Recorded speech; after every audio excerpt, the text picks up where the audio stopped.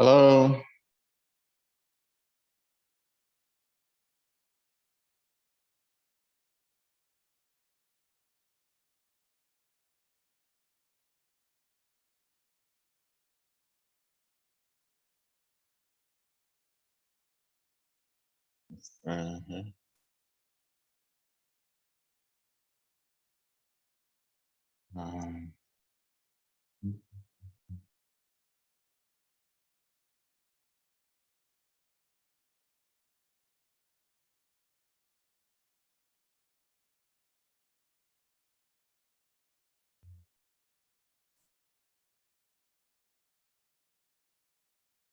I'm disconnected to the internet.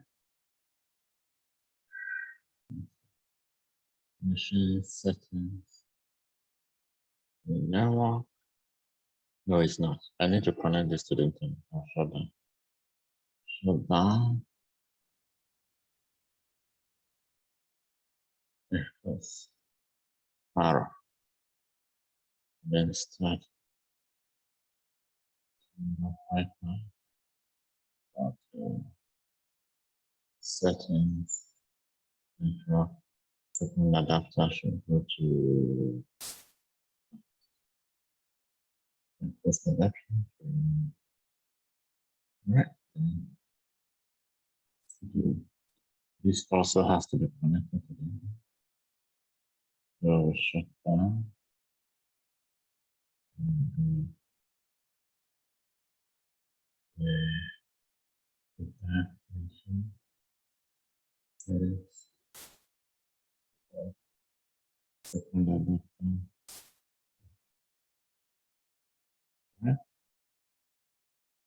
Yes, so I'm ready.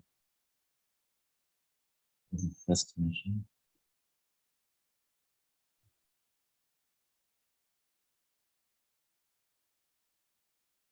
All right, guys, are we ready? We'll log in.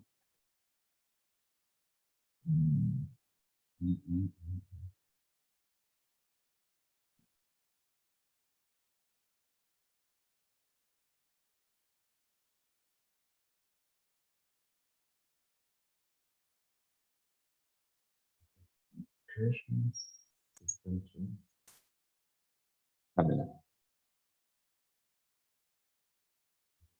Okay.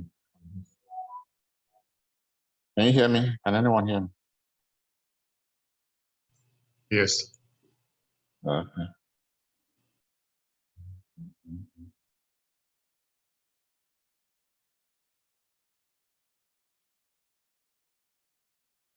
Yes, that's fine. So where are we? We completed was it networking, I guess. Where did we stop? I think we did this on one system. I think we stopped around.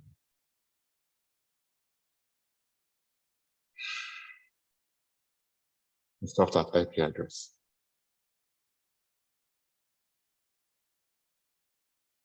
Is there anything you need us to quickly track before we continue? Any questions?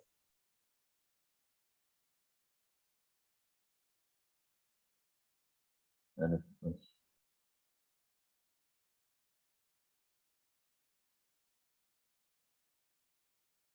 All right, if there are no questions, then let's continue. So I'm not sure where we start, so let's let me move this around.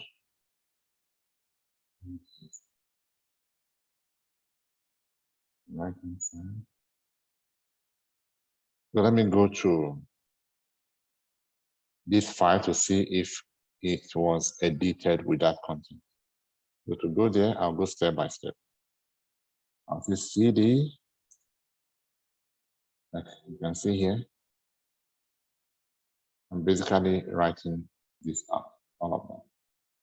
All right. They're not strong enough for us to be copying and pasting yet. So let's copy, let's take the steps one by one. So it will be CD, etc, etc. Now I'm in etc, let's take a look around. There is a directory there called syscom. Yes, syscom, but I'm not sure, so I could do, I know, but just to show you, I could do ls-l, but pipe it and grep for syscon p. And then you say, oh, it's true. There's actually a directory there called syscon. All right. So that is just reminding you, revising how to use that command. Correct. All right. So now that we know there's a directory, let's go into that directory. Syscon read, and then what's in there? ls-l. Several files, but this is our interest. This network scripts. We'll go into the cd network scripts. Yeah, what's in there? ls-l, or ll is a short form of ls-l. I'm just used to ls-l. All right, so what do we have there? There is a file called ifcfg, then emp0s3. Let's go into that file. Let me allow this person in. I'll come back here. So I'll do, that is a file, it's not a directory. So to vi into a file, I'll do maybe sudo. I'm already a sudo. Let me see. Am I already a sudo? No, I'm not a sudo. Okay. So at this stage, let me quickly switch user to root. Switch user to root. I don't need to type the root. I just say switch user. And what's the root password? Administrator. Oh, no, sorry.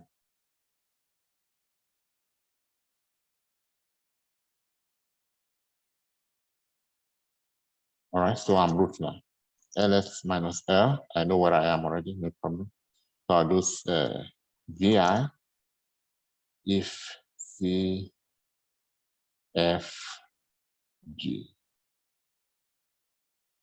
All right, if config the interface emp0s3.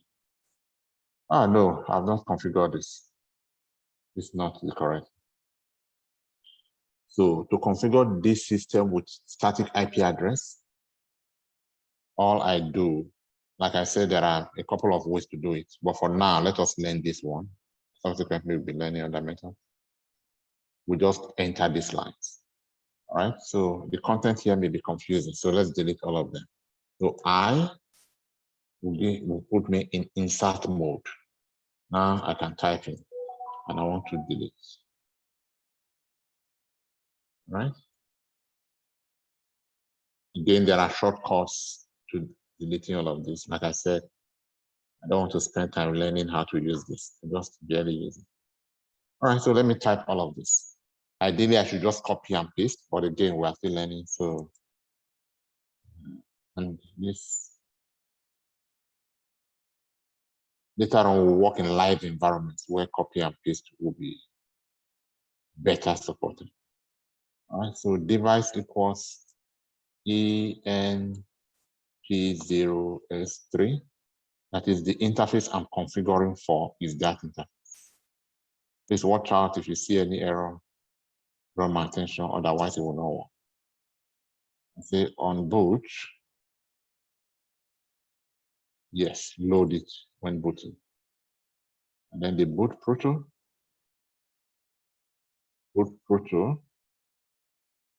is not DHCP. This time it's static. Boot proto. Yeah. And then the IP address that I'm assigning, IP address is no space. IP address equals, I'm not sure what I assigned together. Let me quickly find out so that I assign an IP address that is compatible. So let me quickly press right arrow key, come to this system, press my space bar and do. Then I quickly go to the command prompt, and go terminal, and then I ask, what's the IP address? If config. If config, you are going to show me a lot, but I want if config for no, I can actually do if config enp0 s3. That's a longer command. This should still work. Yeah. So this tells me that there is an IP address, and the IP address is 192.168.100.20. Oh, okay. Now I know the family range that I should assign to the other one. Maybe I just give the other one .21 or .30, but at least I know the family range. Okay, let me go back to the other system and continue with my work. So the IP address now is 192.168. Dot what? Was it 56? Dot 100? Dot 100, okay. Dot 100. Dot let's do 21. No, this is number 1. Let's do 19 for this. Okay, so subnet mask. Net mask equals 255.255.255.0. All right, we are done. So this way we have set our static IP address. So what do we do now? We escape, colon, right, quit, bang. But this will not work because this is in capital letter. It must be in some small. Right, quit, bang, and then I have done that. I have changed the IP address. Was this system aware that I've changed the IP address? Let's ask the system. What's your interface configuration? Interface configuration will show me for all the interfaces, but I'm actually interested for interface ENP0S3. All right, so I scroll up and then I find interface ENP0S3. It doesn't even have an IP address. No, this is wrong. It should have an IP address. The reason it does not have an IP address is because I did not even switch it on. So to switch it on, I need to say if up, then for which interface? ENP0S3. All right? Is that correct? If up. Yeah, it's correct, but should have shown me successfully. Let's see. So if I now say the configuration again, what's it going to show me this time? Let me scroll up and I see now it has an IP address. So this is fine. It has the IP address now. The interface woke up and found out that interface, that IP address has been assigned. But there's one more thing. When you change a configuration file like we just did, you need to make the system not just aware, but be able to start that same configuration file next time. The command to do that is system ctl restart. What's the service that is related to what we did? It's network service. So we'll say restart network.service. Okay, well, you may do it without the .service. It still recognizes that you are talking about service. All right. And then the next command is say systemctl enable. Enable network.service. All right, we press enter. That is it. All right, so we are now done assigning IP address and also making that IP address permanent. All right, somebody was asking of this, so let's highlight this so that we'll see it next time. Save changes. All right, so we are done here. So this way we have changed the IP address of the system. If you were in class the last time, you remember we did exactly the same thing here, but let's not assume. Let's just check to see. Let's go straight to the place and to see if the file was actually configured. Not because we are learning, there are shortcuts to this thing. So cd etc, no, etc must have cd root etc, then sysconfig config Then what's the next? Please let me move this later.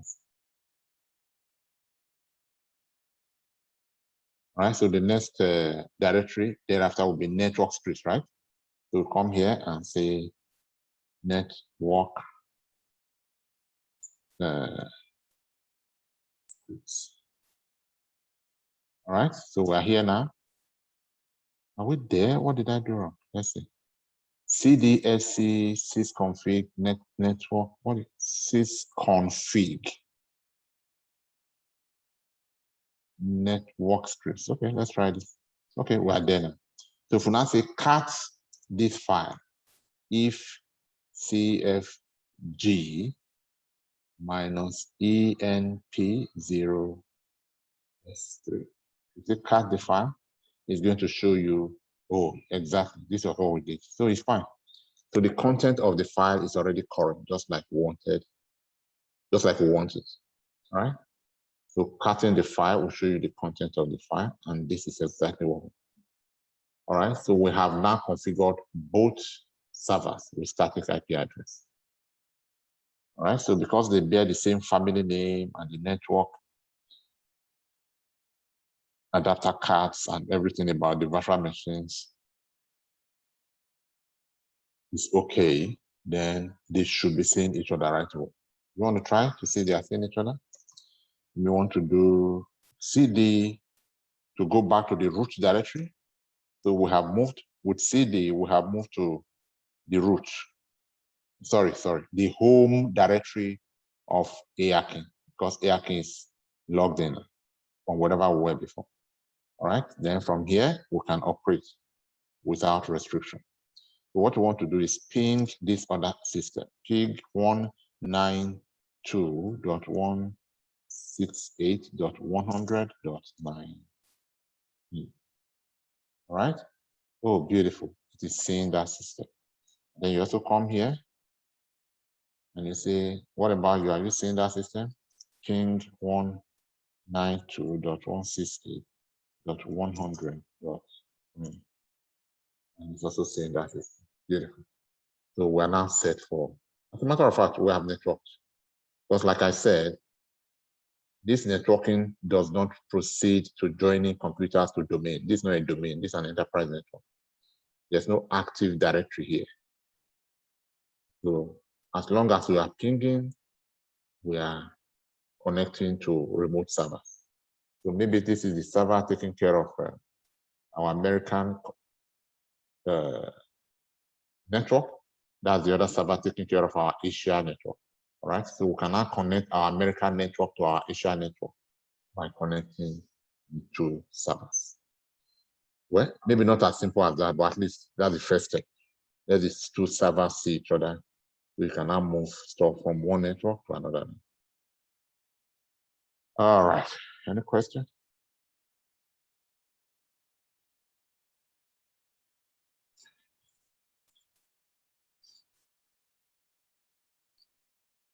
Any question? All right, no question? No problem. All right, so the next thing we want to do, we have already saved. Now, your servers are connected. Let us try some migration. Let us try to move stuff from one server to another server. All right. There is something called SSH. Have you done that before? SSH. SSH basically means you are sitting on, okay, let's do it. So SSH means that we are sitting here in our Asia server. Let's cut this, Control C, and then Control C, Control. But let us rename this one so that you know. Let us rename this server. Let us call it Asia server. So to do that, we say, again, I'm not sudo yet. Okay, so let me say switch user to root and give the password of root. So to change the name of the host, we are going to say host name CTL, right? Set host name to Asia server. Maybe just Asia server or something, right? Okay, so no complaint, it has been changed. So you may want to do switch user to A, I think. And you see that what is the new name? Yeah, Asia server is now appearing. That is the name now, just so that you can know the servers when we are logged in. All right. So let's do the same here on this other side. So let's call this one America server. So come here and say host name CTL, set host name to America server, right? You want to just take a step out just for it to change instead of restarting. So this system is now showing its new name, and the new name is America server. All right. So what did you really want to do? Okay, we wanted to SSH. All right. So let's stay in America. So instead of going all the way to Asia, just because I'm the expert that need to configure the Asian telecoms companies server to do some 5G, to perform some 5G roles, I don't have to travel. All I do is sit down in the American office, and from here, I will SSH into that server and do everything from America as if I was sitting right in front of that server. And the command to do it is to come here to my American office and say SSH into as ARK into where? Into into that server. What's the server? By its IP address. Right now, you know that servers and computers are always referred to by the IP address. What's the IP address? 192.168.100. What did I do? Right. So if I press enter, and it says you are about to connect with a system that is not in your register. Are you sure you want to do this? Yes. Right. And then what's your password then? Okay. All right. Now you see that earlier on, I was operating from where's the last place? American server. All right. Yeah, you moved to Asia. Exactly. Now it's Asia. So that is what SSH does. And this is the tool, most important tool that you'll be using as remote worker to log on to servers to work for your future employer remote. So whatever I'm doing here now, okay, let's just do some stuff so that we don't talk so much. What are we?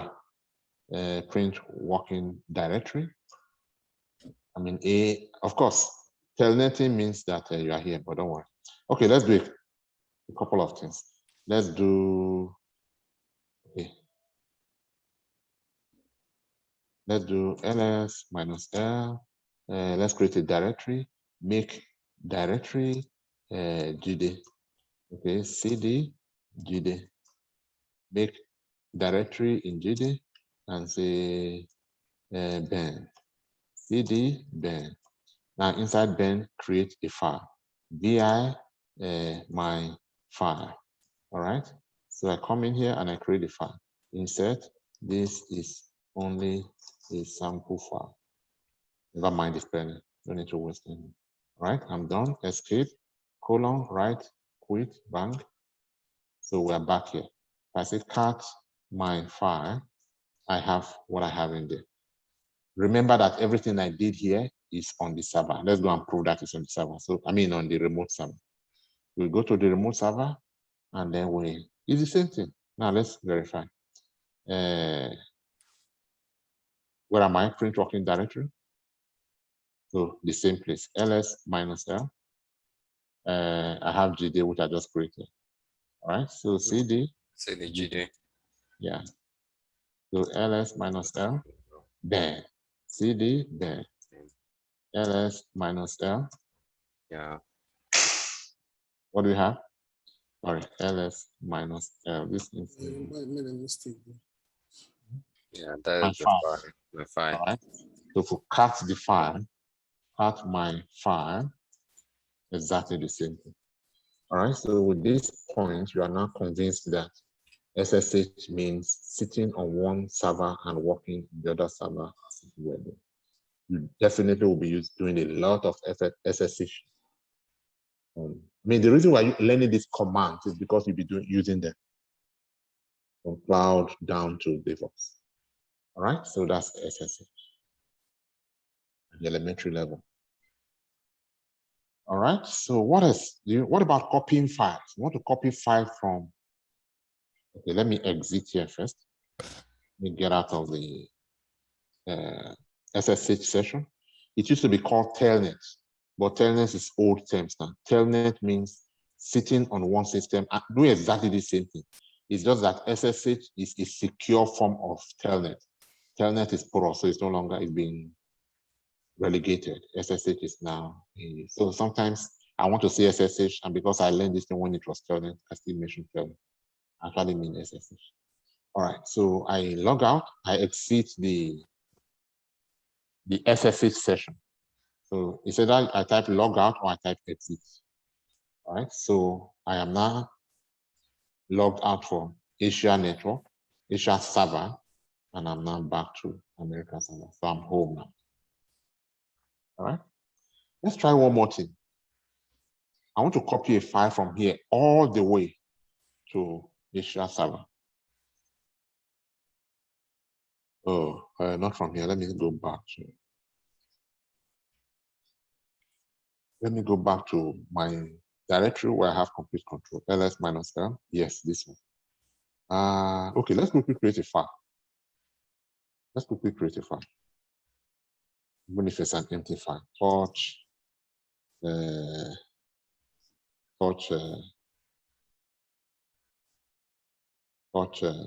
That's not touch. Touch. Give it a name. My config file. And then put something into it. Echo. It's just in here. Echo. Use. Yes, sir. Yeah, these are the things that we're talking about. Just these commands. You are doing your work just by doing all these commands. Yes, sir. Yeah. So echo, use this file to complete your configuration, right? And then put that in the file, my config file dot, no dot, that's it. All right. So if that is done, then cut it. Let me see. Cut my config file. My config file. Oh, that's good. The content is there. All right, so we have sent the thing that is troubling the young administrator over in Asia. I know it. So I put them in a file and I'm sending the file over to him so that he can just copy this content and use it to do what he wants to do. So what's the command now to copy? Remember the copy command? Copy, first of all, where's the file? ls minus -l. Oh, we're in the same directory where the file is. Oh, fine, that's fine. So the file is right here. So because we are there, we can now say copy this file, my config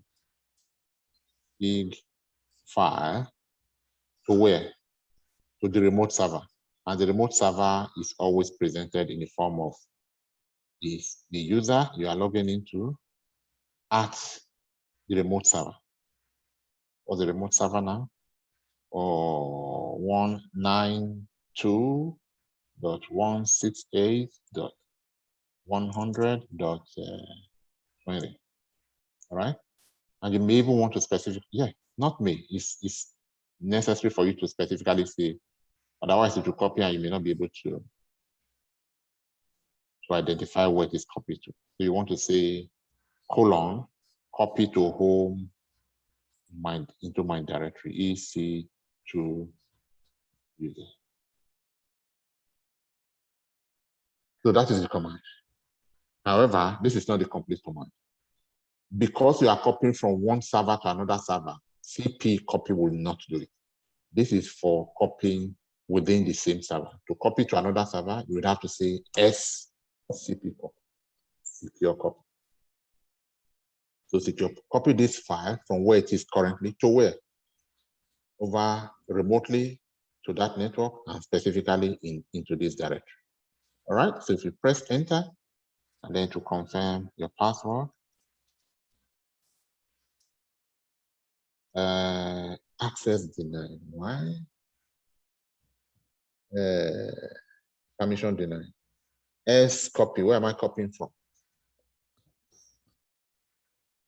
I'm copying from my directory. Okay. To home EC2 user. Why is permission denied? My directory. Okay. Anytime permission is denied, no problem. What it means, oh, we're not sudo yet. Okay, I can just give it to you in theory. Anytime permission is denied, it simply means put sudo in front of the command. However, we have not done what will make us sudo. So this is not going to work.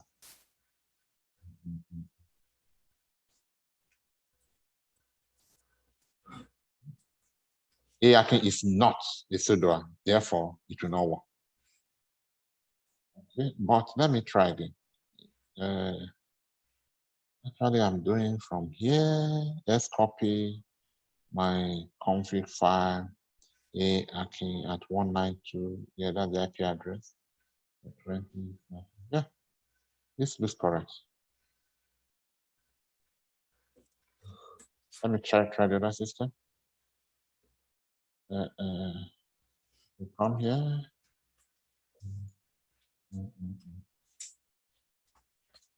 All right, so. Akin is a user here. All right, maybe I'll find out later why permission is denied, but right now, shouldn't have been denied.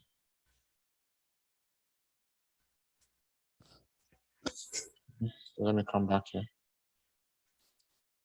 Well, I didn't get my password right. Let me carefully write my password this time. So Akin to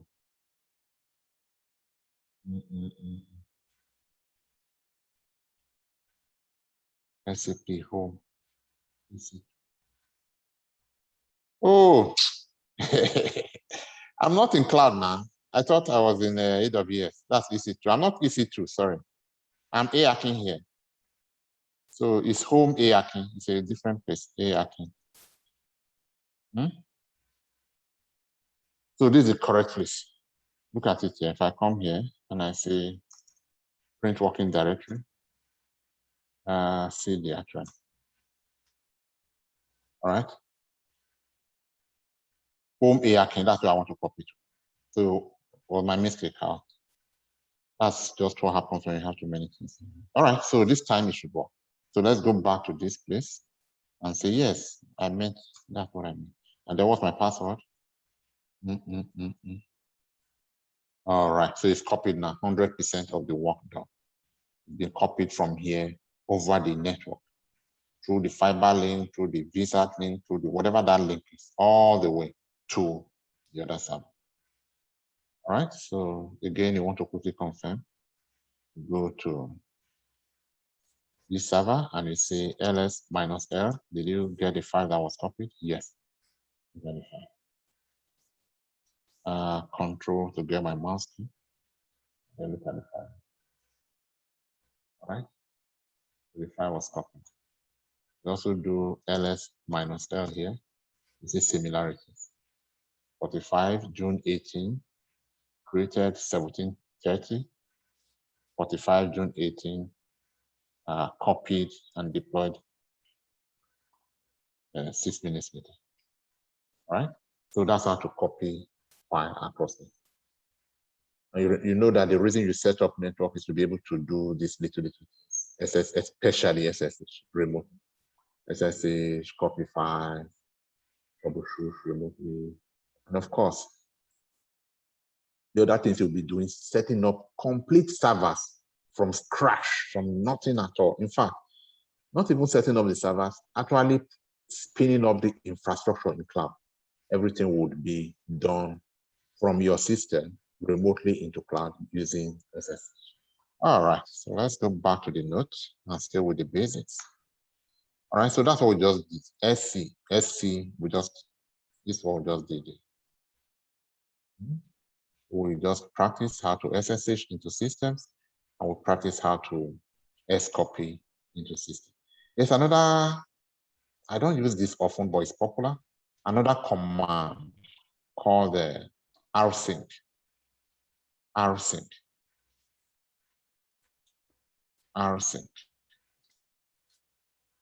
So this command rsync, instead of copying files all the time, you can just do rsync, which means compare these two files and make up the difference. Okay, beautiful. Let's just do it with what we have just done. So now we have this file here containing 45 characters. All right, on Linux 2. Let's go back to Linux 1. Take my control key, click Linux 1, and then let us edit that file. So let us echo additional stuff to that file. Echo what? Please don't forget to save when you are done. Okay, and then I say append this. Append this without removing the old content to the same file, my config file.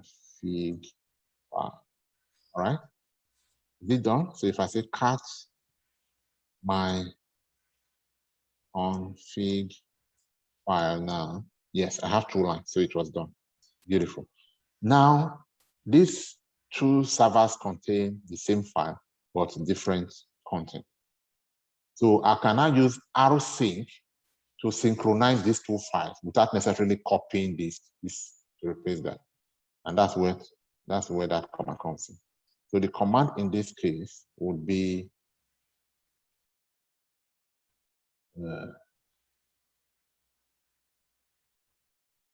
from host to server. When we say host and server, we mean from the server you're working from to remote server. So we just remove that remote and call it server, right? That actually means remote server, from home to server. So that's what I want to do now. I've edited on the home. The home is the later version. So in order to let the other side have these changes that I have made, the command is rsync.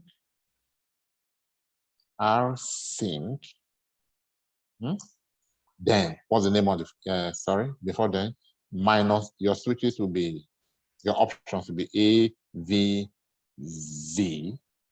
Then the name of the file. The name of the file is my config file. All right. Then to where? Remember the last place, the long term. We want to say user A Aki at what IP address? 192. Give me 1 second. Let me explain this. All right, so 192.168.100.20. Then of course put your URL, your destination directory /home/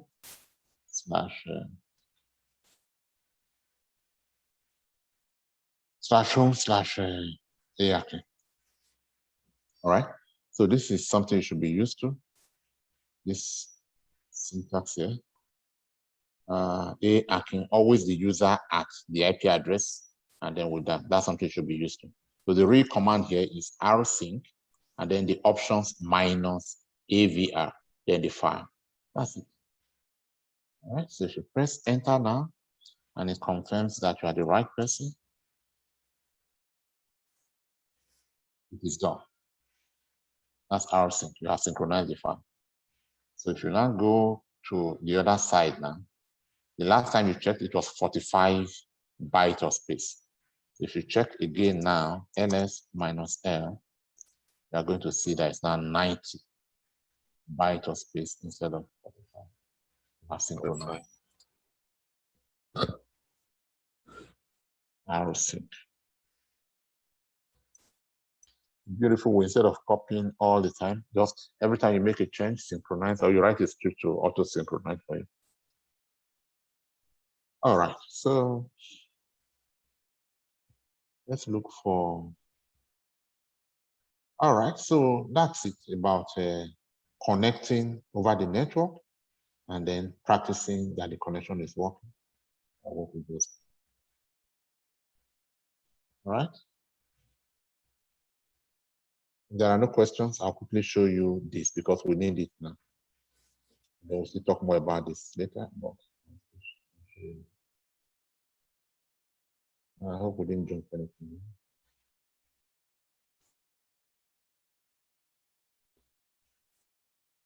Okay.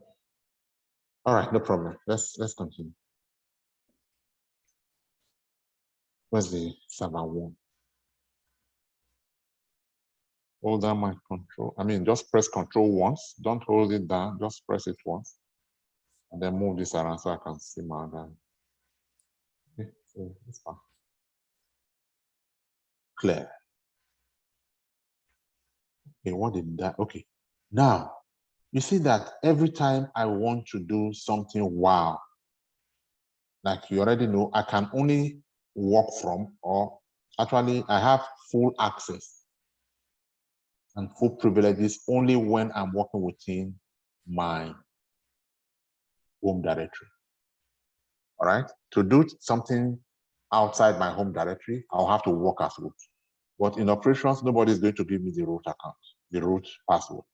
It's too dangerous. The root means you can do everything and wipe away the entire server.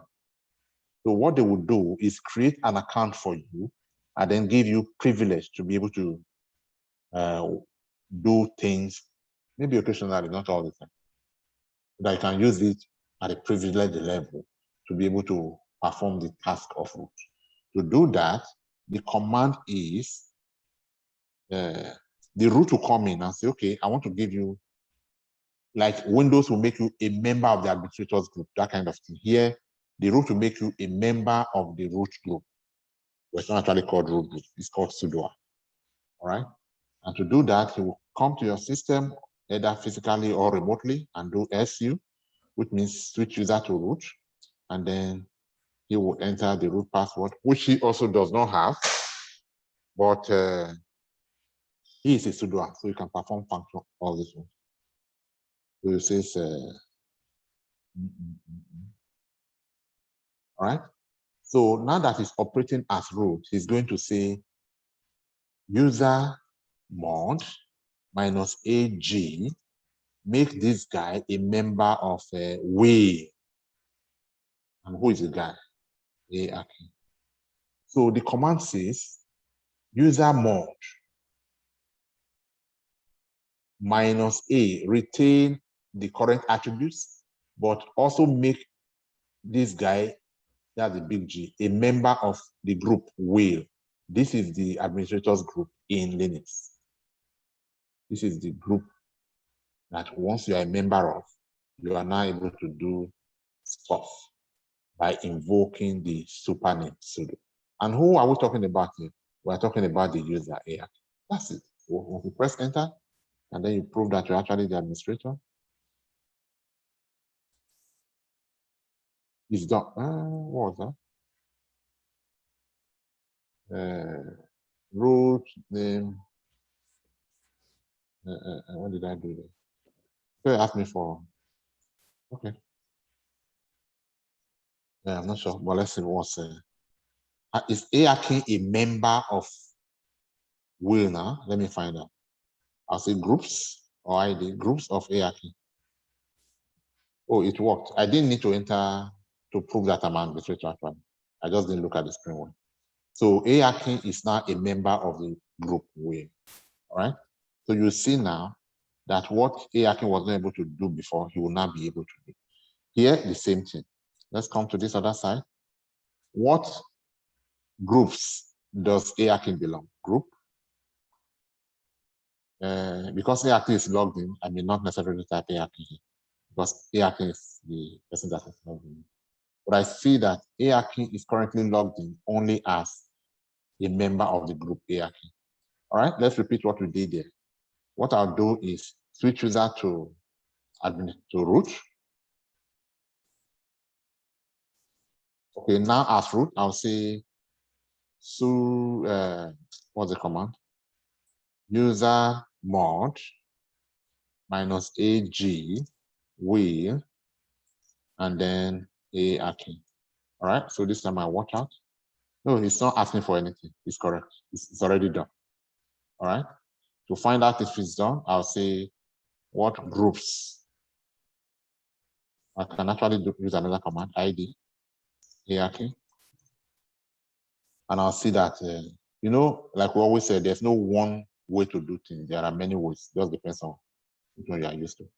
This one also tells me that ARK belongs to the group way. So ARK is now a member of.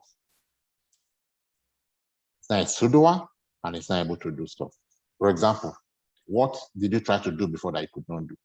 Earlier on, you tried to say cd root, and then you let's come here, ls minus l. There are so many directories here. Wow. Let's take one. Let's take opt, for example. Let's say cd opt. And then we'll do ls minus l.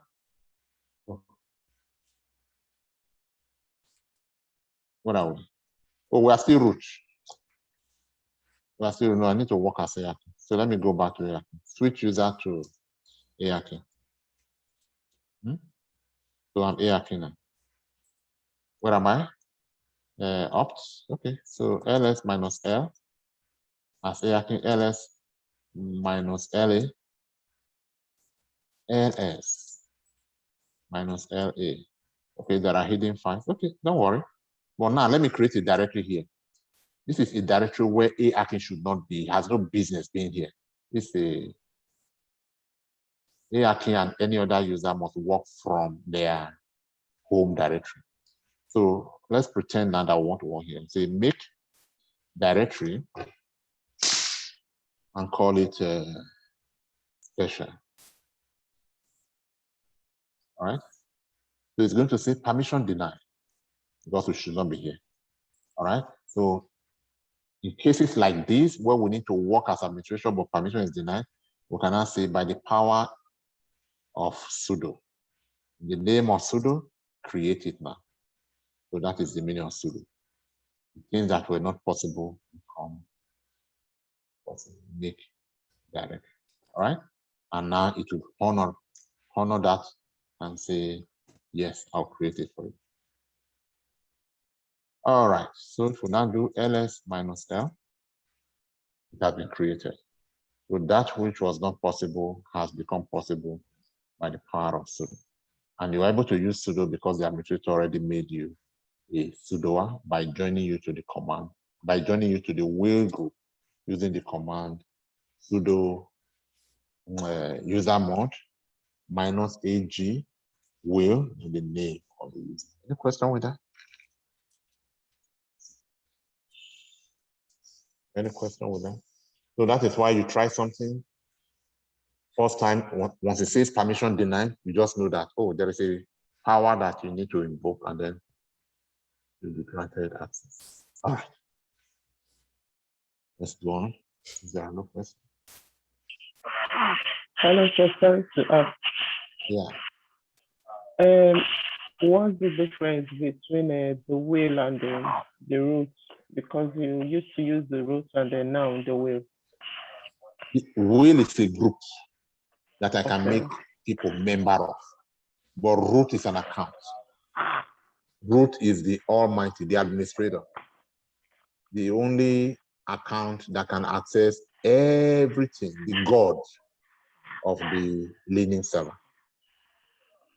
So because it's so powerful, root is so powerful, in operations, you don't give that password to anybody. You remember how power was given to one person and then the person became, anyway, you don't want to give that power. So you want to hide that power, and then you can now make people members of a will to be able to do, to some extent, to be able to do this thing. It's kind of confusing, but it's okay. How do I explain it now? Because is it from the root that you get the will? I don't understand. Will is a group of roots. Let me see if I can go to the board, share. So you have accounts, user accounts. I'll have account for Moji. I'll create user account like we're going to do now.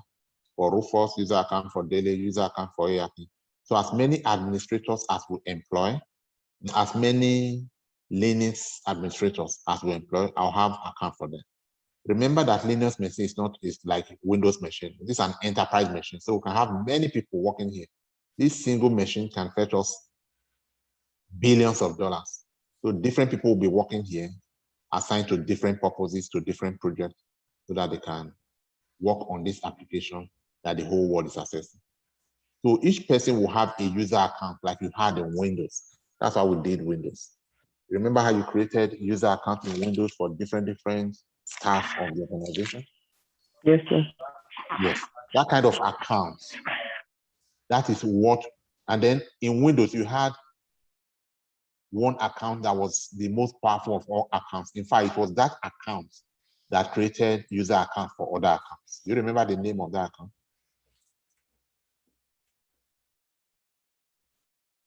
Remember administrator's account? Or you didn't know that administrator was an account? So in Windows, we had the administrator.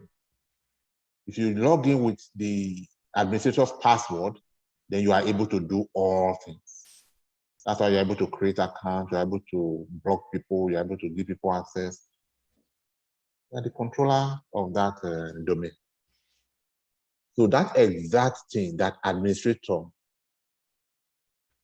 was on a domain is what root is. But in Linux, we don't call it administrator, we call it root. That's just the difference. It's a change of name. That is what root is in Linux. What administrator is in Windows is what root is in Linux. So that's why I said root is an account. It's a user, so to speak. Just like, user account is the full thing. If I say it's an account, if I say it's a user, I should be saying it's a user account. But not user this time. It's a powerful user. So you don't, that kind of powerful person, you don't want just to call him user. So it's the root account. Then for will is a group. Will is a group to which you will now add people that you want to have administrative access to this machine. So if I add people, if I have existing accounts, and then I now add those accounts to this group will, then by doing that, I'm now saying you now have the special privilege to be able to perform administrative functions using the name sudo. So one is a user account, like one is an account, the other one is a group.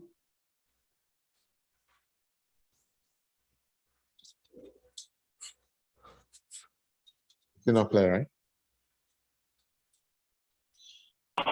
Okay, so thank you. Not very clear. Okay, so let's do more stuff with it. Hopefully, it becomes clearer. All right, so let's go back. I hope I'm not rushing. Am I? Any other question? Scheduling, no. I'm sorry. Yeah. It would have been, I know you fast actually too. I haven't watched the 2 videos, but this one you're really fast. Oh, okay. Yeah, but I don't know. Maybe we have a lot to cover, but really fast. Yeah, that must be because you have not watched the other 2 videos. Well, let's hear from people who have watched it. If we all agree that I'm fast, then I'll be slow. Yeah, yeah, Mr. Akik. I think you're kind of fast. Oh, okay. All right, so let's be slower now. Since questions were not coming, I thought you were really comprehending, and then I didn't want to waste your time. Okay, so take it easy now. So let me revise what we've done so far before we proceed. Let's revise. So let me leave here. Let me come back. Okay.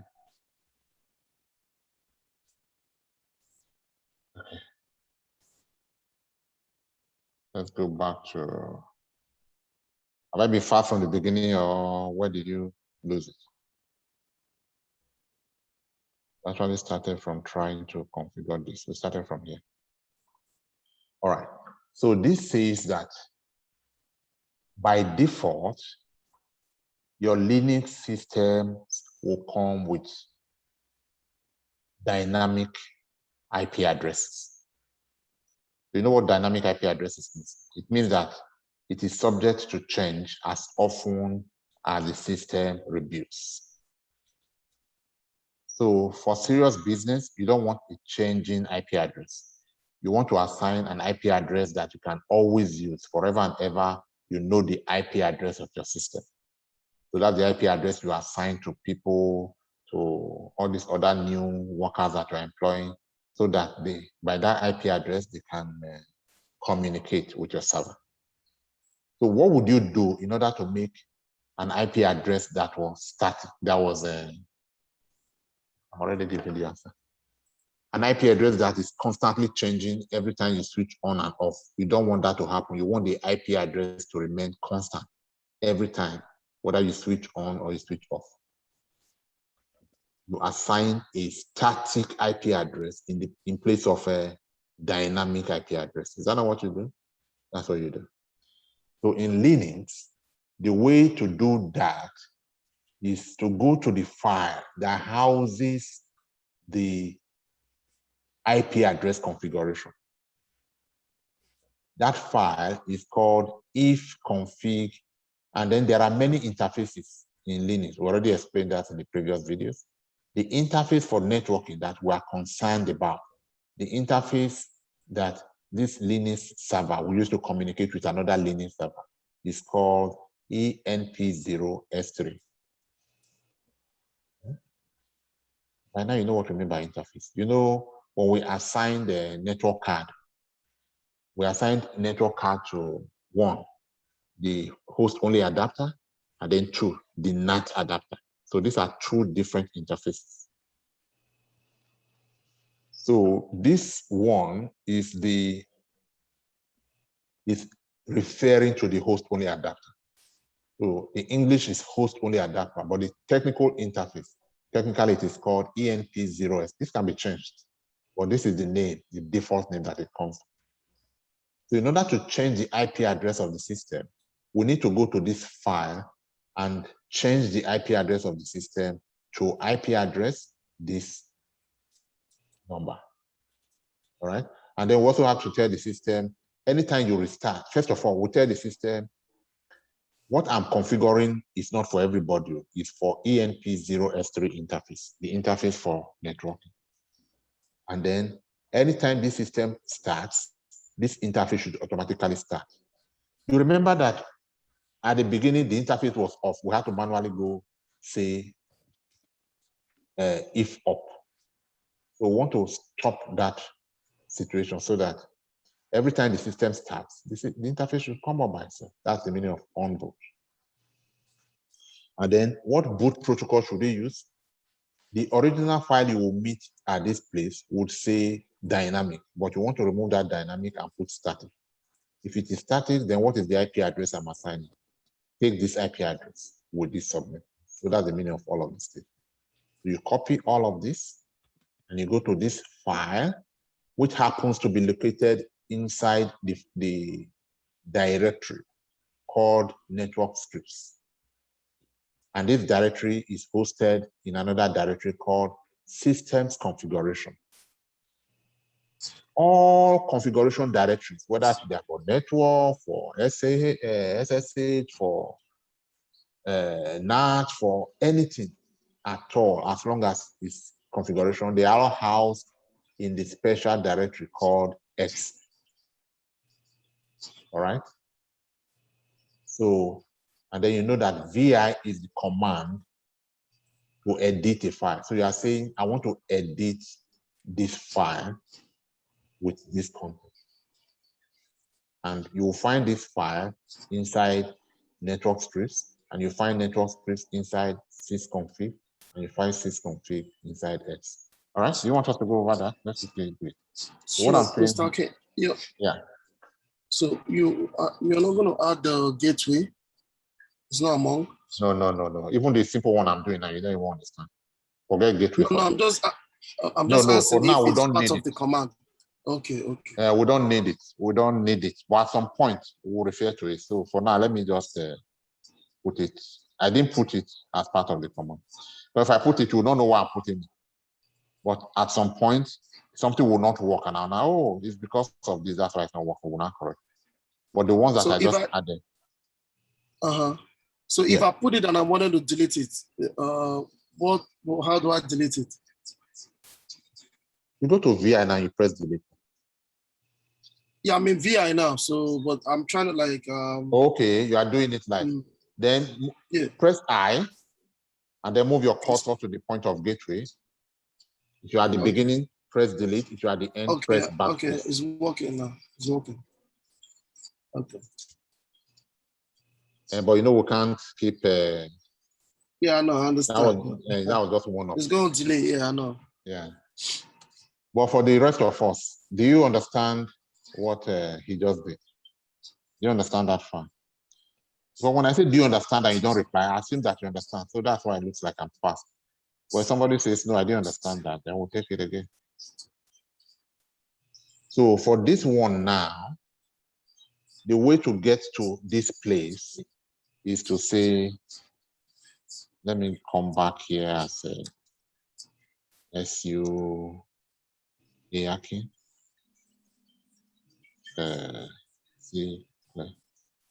So all this, the way to use this one now, let me do it now so that you see. You see what I highlighted? So the way to get there is CD XC. So I'm in XC now. You can see that I'm not in X. Look at XC.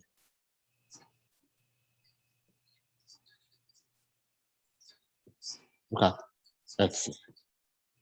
All right. So from XC, I go into sysconfig. So I say CD sysconfig. All right. You see that I have moved from XC to sysconfig. Look at it. From sysconfig, where do I go? To the network. All right. Network scripts. All right. Okay, so from here. I mean, your tab key can still work as well. When you just see the network tab, it's complete the script. Yes. If you want shortcut, yes. But like I said, I normally want you to know the real thing now, and then you can now use shortcuts. Okay. All right, so this is where we are. What do we do from this point now? Is this not the folder, the directory where the file is? This is the file. Yes. This is the last directory where the file is. Yes, it is the last directory because this is a file. This is not a directory. So we're not doing CD anymore. This is a file. So once we are where the file is, what do you want to do with the file? You want to veer into the file, and the name of the file is. In any case, let's take a look around so that you see what we have. ls -l.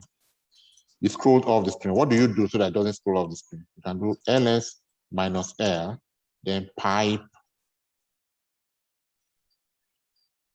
my screen, pipe more. All right. So you see what was scrolling off the screen. You can now see it now. It's no longer scrolling off. Look at the file. That's the file we're interested in. That number 1 file. That's the file we want to modify. That's the file we want to edit. All right. So now that you have seen the file, there's no need for us to continue. So we just press Q to terminate that. And then we say VI into this file. So we'll copy that file there and we'll paste here. VI if CFG, then what? ENP0 S3. And then it brings us to this interface. So whatever was there originally, we'll delete the whole content. I will now, one by one, type this line into this, these lines of command into it. That's what we did here. And then when we are done, what do? We save. To save, we press exit, then we press escape, we press colon, press W, we press Q, and then we press bank. All right, and then we'll press enter. Enter. All right, so any question there?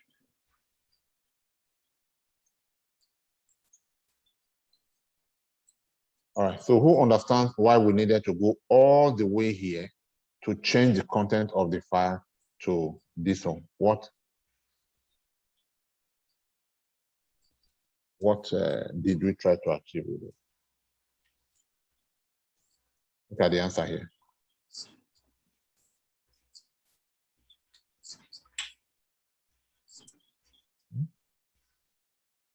Just to configure static IP address. That's why we went all the way from here to there, and then we did that.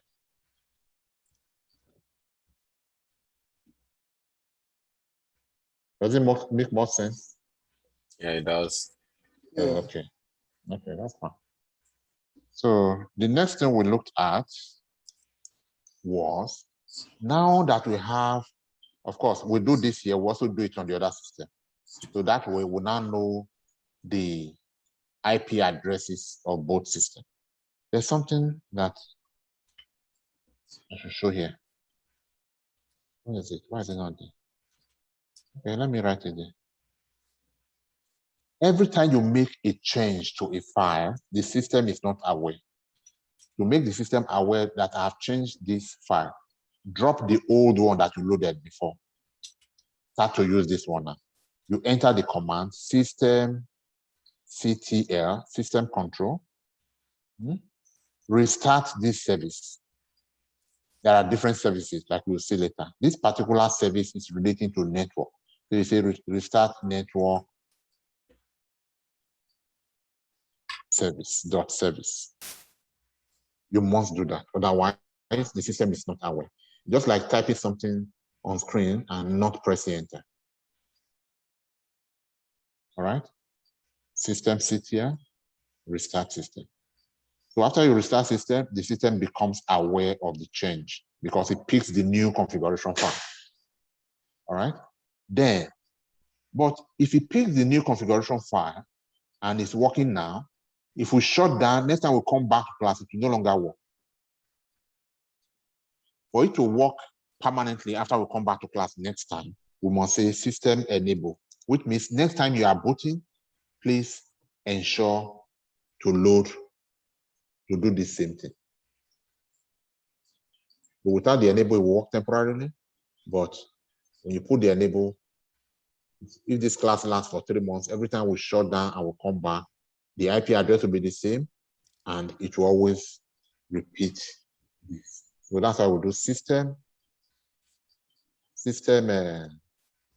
restart, and then system enable. Let me put the note there. Every time you change the configuration configuration file, you must, right? You must do this. These are commands. Just enter them like that. So that's why we do that. All right, so having done that, and then we feel that, oh, because the two systems belong to the same family, we know about IP addressing, and I mean, literally about IP addressing, like we did in Windows. What is the way to test whether the two systems are now seeing each other? The way to test is to ping the systems. Ping each other. Or the way to put it, ping one system from the other, right? So once you are getting reply, then you are good. If you are not getting reply, find out, troubleshoot to find out, why am I not getting reply? To get reply. You know the kind of reply to get.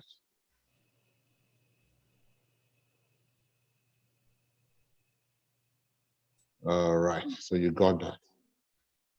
You understand that changing configuration file like we just did for this configuration file is awesome. But the system is not aware of whatever change you make until you do this. All right. So now that after we did that, the next thing we tested was, now we have a connection. We have connected two Linux servers together. What can we do with these two Linux servers? So we try to SSH from one Linux server to another Linux server using this command, SSH ARK, then this IP address of the second server. And we were able to SSH successfully after we provided the password. And we did make directory, change directory, created a file just to test. And we saw that everything we did on one server was actually done on the other server. So that shows you the meaning of SSH. And then we went ahead on top of that to also copy file. Ordinarily, copy file is CP. But because we are copying from one server to another server, we use the command secure copy. All right. This syntax you should never forget. It's something you'll be using constantly from now on. All right. It just means you are referring to a remote system. So the real command is scopy this file. Scopy this file to where? So hierarchy and that remote system into this directory. And then we said there's another command called Rsync. Again, it is used that way. So that whatever change you make in one, on a file in one server is reflected, is synchronized with the other file in the other server using this command. Did that revision help? Is there something you're saying? You can ask specific questions.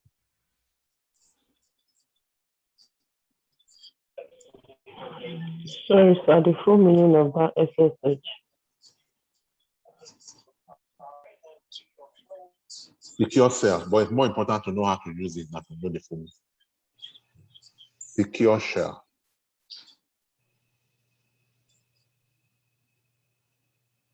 Secure shell.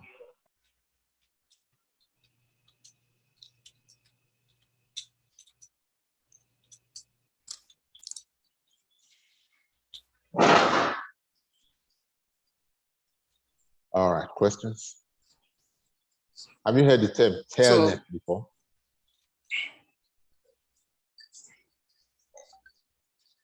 Yes, go ahead with your question.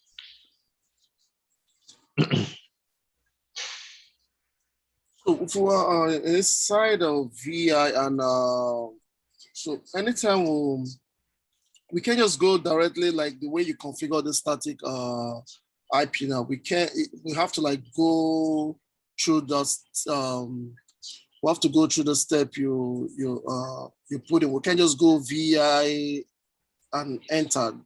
Like we can just do VI, enter, and just go straight up there and start configuring the static thing. We can't do it that way, right? I don't understand what you're talking about. I'm trying to understand. Can you scroll down a little bit? On the notes? Yeah, on the notes. Okay. Here? Or you missed scroll up? Where you started the configuration today. Yeah. Yeah. Mm-hmm. So now when you were about to start, you just enter this VI, then this /etc, and then you went on putting all those command. So this, like, to set up this configuration for this static IP, we'll have to like put in this command for we to set it up. We can't just go into VI and start setting it up, right? I still don't understand because we did. Yesterday, I said yesterday, last week we just entered VI and you went to VI. You say you can go there to edit file and edit anything, So yeah, VI is a text editor for editing any text file. But exactly. the file we want to edit in this case is this file. So you cannot edit.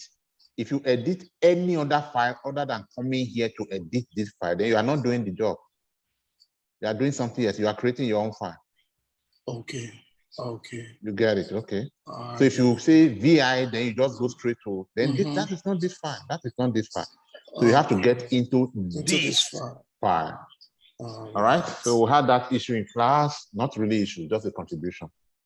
This lady has tried and tried and tried, called and sent text messages, and it's not getting this thing right. And then we looked at in class, we looked at this file together.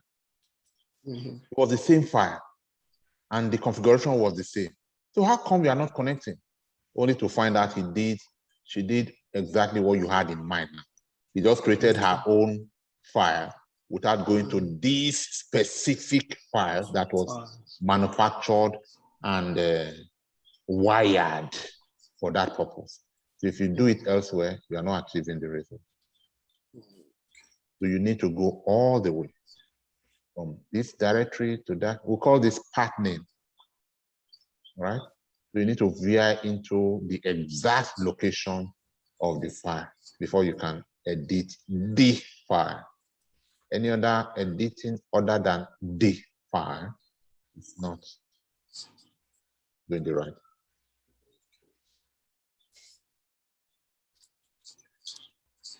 All right, so that has somebody. No matter where the file is placed, you have to go edit. So a common exam question would be, what's the exe folder directory used for? What is saved there? Configuration files are saved there. And you'll be doing a lot of editing of configuration file. This is just the first configuration file you're editing.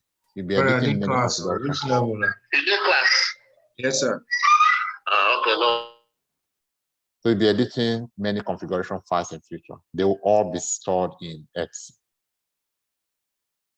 All right, any other good question like that?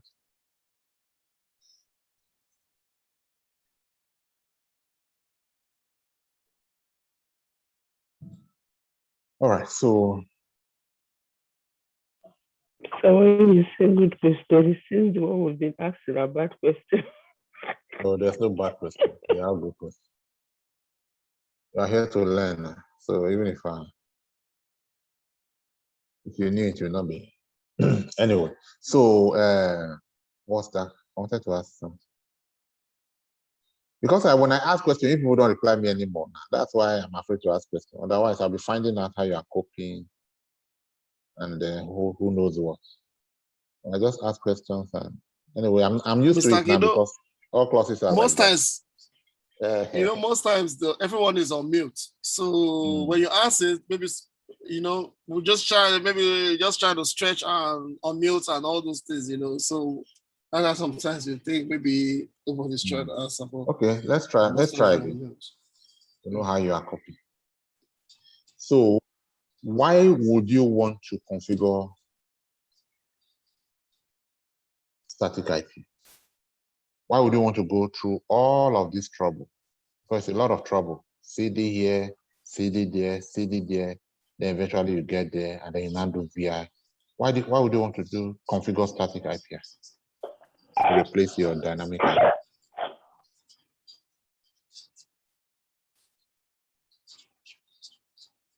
So the IP address doesn't keep changing. All right. Correct. That's why. That's what static does. Okay. So why would you want to establish connection between servers? What can you do? Would you possibly achieve by establishing connectivity between two servers using all of this method highlighted? What is it that you want to? Okay, you eventually ping and you see that there. So what do you possibly want to achieve with all of this? So you can do what? For example, I know you say many things, but just 1, 2, 3 of those many things. To be able to share files. To be able to share files? Yeah. Okay. All right. All right. Any other thing? Anything else?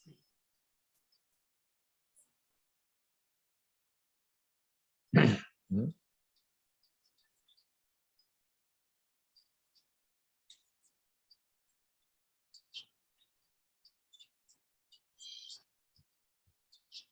Anything else?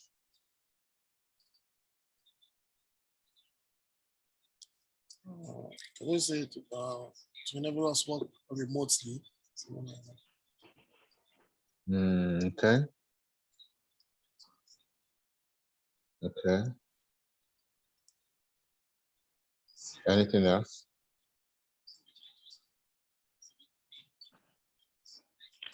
Probably to enable, I don't know if I'm right, but to enable one working, since you can work from one server to the other by connecting each other, is probably work from the other server to the other server. Okay, remotely is what it is. Okay. Yeah, that's all. I guess that's what last contributor meant. Yeah. All right. So what else? What exactly do you want to be able to achieve by going through all of it? Because that's just the means. What's the goal? What's the real thing you want to be able to do? Yes. Right. All of this configuration.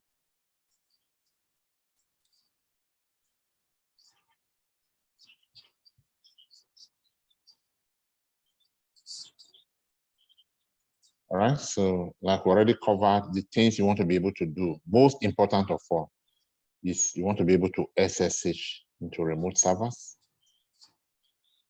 That's the correct answer. The way you answered it, you are speaking English. You will not pass interviews like that.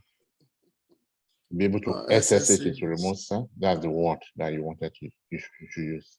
Okay. Even if you just said SSH without even completing it, you got it better than. Okay. So maybe you have not looked at the note, but that word, that terminology to stay. Okay. And then you want to be able to share. You want to what the other man called share. I would have preferred to say you want to be able to copy files between servers, and then you want to be able to synchronize files between servers. So these are the 3 answers right here, and we have gone through them. So these are the 3 answers I expect. And then, of course, the last thing we talked about before we started the revision was that in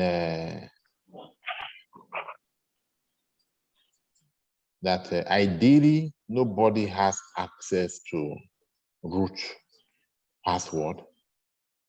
What normally happens is that anyone that is allowed to perform administrative tasks is made a member of the whale group. Then this person is now able to perform administrative tasks by using the command sudo. It becomes a sudoer. That means you can now use the command sudo to invoke or to perform tasks that were hitherto impossible. All right. So the command to make a user hacking a sudo is this: user mode minus ag will hacking. And it's only somebody who is already a sudo that can use this command. So what you imagine is there's an initial root, and the initial root now creates another account and makes that account a user, a sudo, and then he destroys or he never ever uses the original root. And then with the second sudo account, he's now able to make other people's sudo and give them privileges to perform root functions. All right, we'll still do more about this when we enter network administration. We're about to go into network administration now, but we're just revising networking. Everything we're doing now is good. All right. There are no questions. Can we learn a little bit more?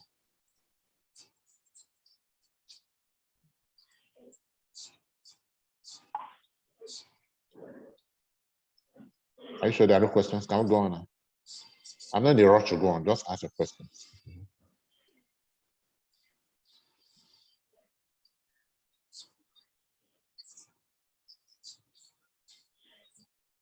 Okay, no problem. Let's go. So, add DNS. Unmute yourself if you want to talk. But I'm hearing background noise, so I'll mute everyone. Add DNS. If you want to add DNS server, this wants to become more relevant. Okay. In cloud, because we do it now. Now there's a command called. There's a command you should know about.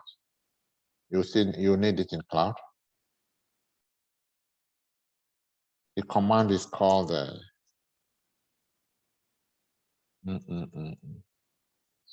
command called nslookup. Oh, we don't want to be here, so let's get out of here. We press escape, colon. This time we don't want to save. We'll just quit without saving and then back. So cd takes me to root, and then I can play. So there's a command called nslookup. And what does this command do? You can use this command to find out if, for example, okay, let's do nslookup facebook.com, for example, facebook.com. So this simply tells you that Facebook is resolving, that this domain name, which is representing the application that you are developing, is resolving to this IP address. That's what it tells you. So as a Linux engineer, if you want to find out if Facebook is browsing, if it is up, you don't go to browser. That's not the way to do it. In fact, you may not even have browser on your Linux machine. The only reason you have browser here going is because you are just newcomers. We are still new. You know these things to a level now where you will no longer be given mouse to work on your Linux. You claim you know Linux, you pass the interview, what are you doing with mouse? They will not give you mouse. So how are you going to, you don't even have GUI to test whether your work is working. So this is the way to test. Is it resolving? So once you see this, it means that facebook.com is resolving to an IP address. Therefore, it is online. If you want to further prove the layman way, the way, you know you're an engineer, software, network administrator, network engineer. But the people that are not engineers, the end users, they may want to take this IP address and go and browse it to convince themselves, right? Another way to browse, in fact, the real way to browse is to say call. You can see the command call. This is how to browse from DOSPROM. Call HTTPS, just like you would enter it on your browser. In this case, maybe Google.com, right? So these are commands that will tell you whether that site is responding or not responding. All right, so no error, it is responding. So call is, you use it, just know them as commands. But the most important of all of them, well, most important, the most useful for our purpose as Linux engineers would be dig. If we say dig facebook.com or maybe another IP address, another domain like the itan.com, we'll use this later. It does not only tell us that it is resolving and that we have no problem, it also gives us other information about it, like the TTL, and then when the server has been up for, and so on and so forth. But most importantly, this line. All right? We'll know more about this line later on. But for now, it just means that this site is online, is up. It's up because the ITAN has an A record that is resolving to that IP address. So these are commands that you would need to understand, to use, so that you don't miss the fact that you don't have access to your browser and you are not able to browse before you know that your application is working. You can find out if your application is working by using these commands. Just say ns lookup, then the domain name of your application, your grub.com. ns lookup your uber.com. ns lookup your whatever the domain name is that has been assigned to. Have we done? No. All right. So later you see how to assign domain name to the application that your company is built, for which they hire you, or if they were building a fresh application, how to join them and build it from scratch. But another general method to test whether there is connectivity to internet, especially from this system that we are working on right now. If you want to find out if there's connection to the internet, it is not to go to a machine and be looking for network interface. No, the way to do it is to ping some server on the internet. Right? If you were going to browse the internet, what server would you normally check to see whether your browser is working? It will be the most reliable servers on the internet, the ones belonging to the tech giants that you know, no matter how, no matter what, these servers are always up. One of such servers is Google. And Google has the IP address 8, one of many, one of Google's many IP addresses is 8.8. No, 8.8.8.8. If you ping this IP address and you get result, then it means that this system, your own machine, is connected to the internet. All right, so you know the meaning of NS lookup, the meaning of dig, the meaning of call, and then how to browse any popular IP address on the internet to see whether you are connected. This is generally, this is what people use to test connectivity to the internet. Not just within your LAN, which will use your ENP0S3, but connection to the internet.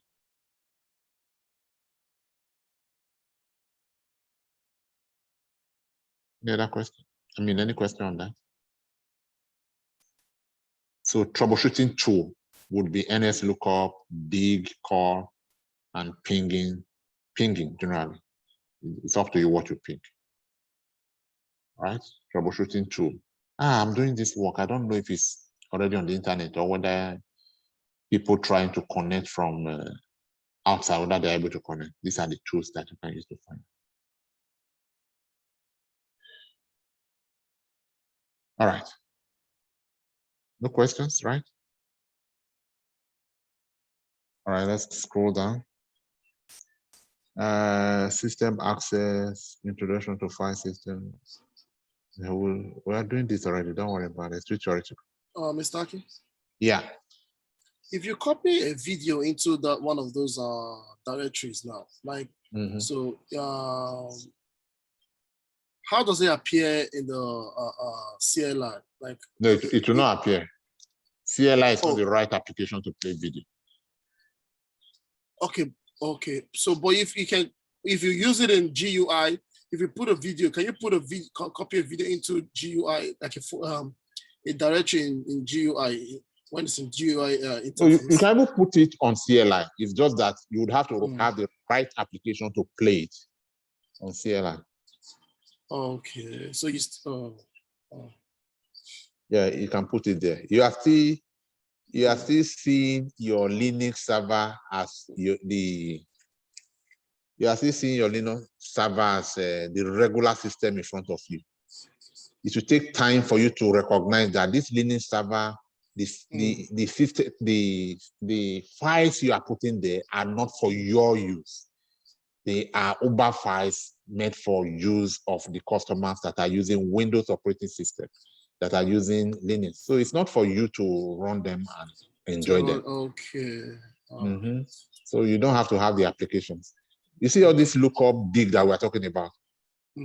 People that will actually need those services, they are using browsers, they are using Mozilla Firefox, they are using beautiful screens, they are, but you are the engineer, so you don't have the screen to, but there are ways that you get that picture. Okay. You are not in the place where the table is set and you are enjoying the meal. You are in the kitchen. Okay, right. In the kitchen, you are the person cooking this. Your kitchen is rough. The smoke is there. You are running from fires, putting seasoning there, running to the other one. So can you imagine that compared to the people that are eating the food, they are laughing over a bottle of wine. Everybody is happy. They are enjoying your meal. So you are not there. The video you are putting there is not for you to watch. If you want to watch video, then get your Windows operating system and work like the end user. Okay. But it's an enterprise operating system you are working for. The 2 million customers that are connected to.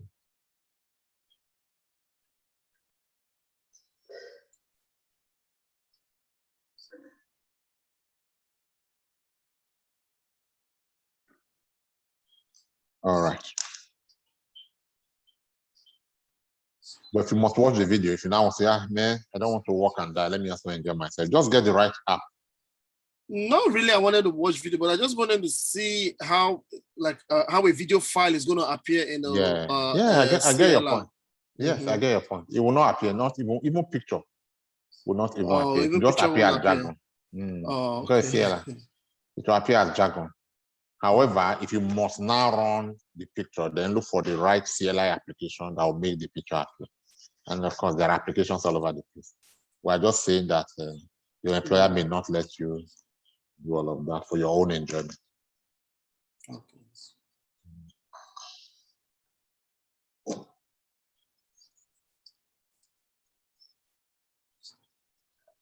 Yes, any other question?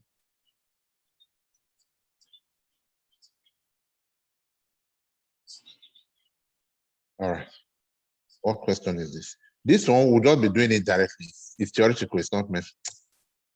Anything theoretical, we don't want to really spend. We'll just do it practical and then we'll just see.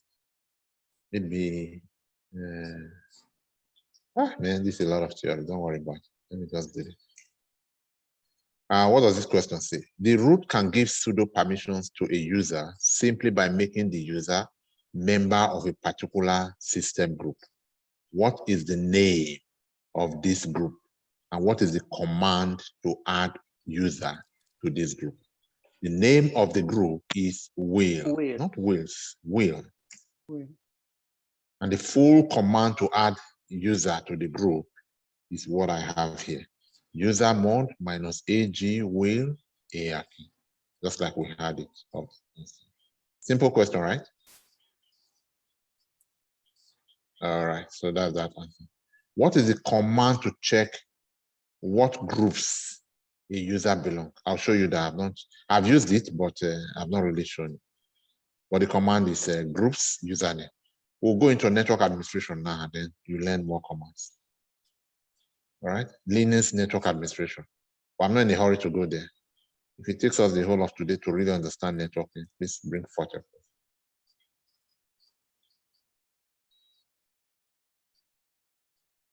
Do you think that if you practice this on your own, you'll be able to understand it now?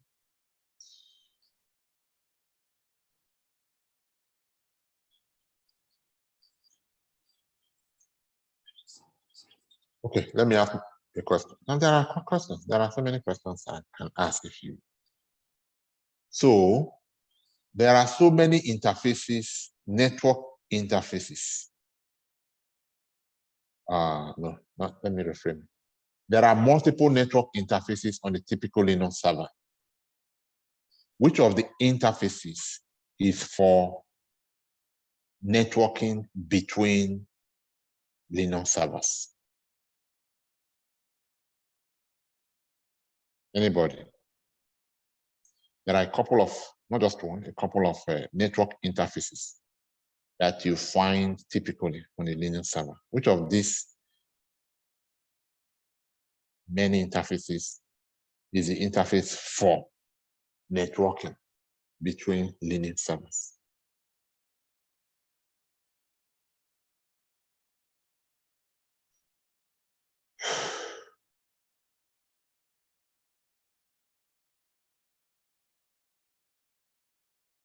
Okay, so name two or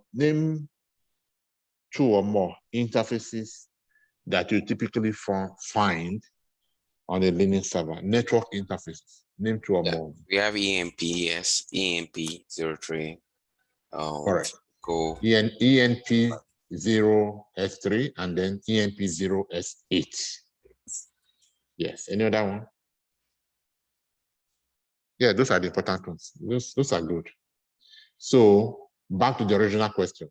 EMP0S3, EMP. Yeah, if you don't get the name now, you have not used it enough, no problem. Or at least you do know that one or two of them start with EMP. That's good. So there's one called LO, and then there's the other one called the local bridge. What's that one called? Local loop and local bridge. All right. The one for bridging between the virtual machine network card and the host machine network card. That's the bridge adapter. That's called the bridge adapter. And then the one for the machine itself to troubleshoot itself. That's the local loop, the 127.0.0. Now, the question is, which of these interfaces is used for networking?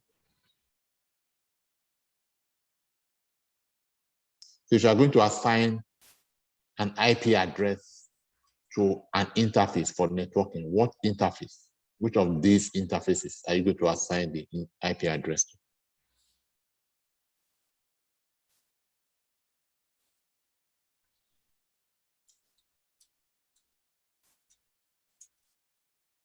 Anybody, unmute yourself, you are muted.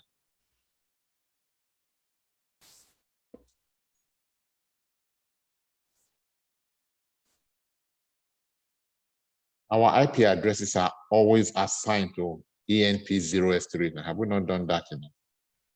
It's always the interface ENP0S3. Or even if you don't know that name, it's always the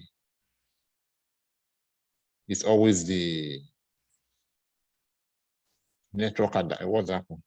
The host only adapter. That's what we assign IP addresses.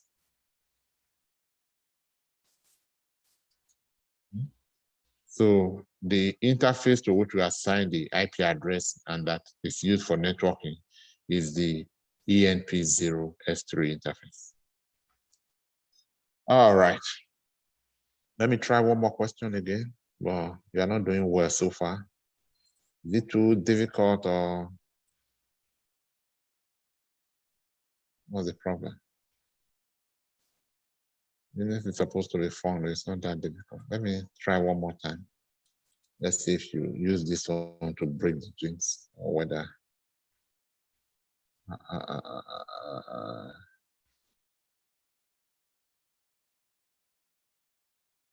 All right, we already asked enough questions around it.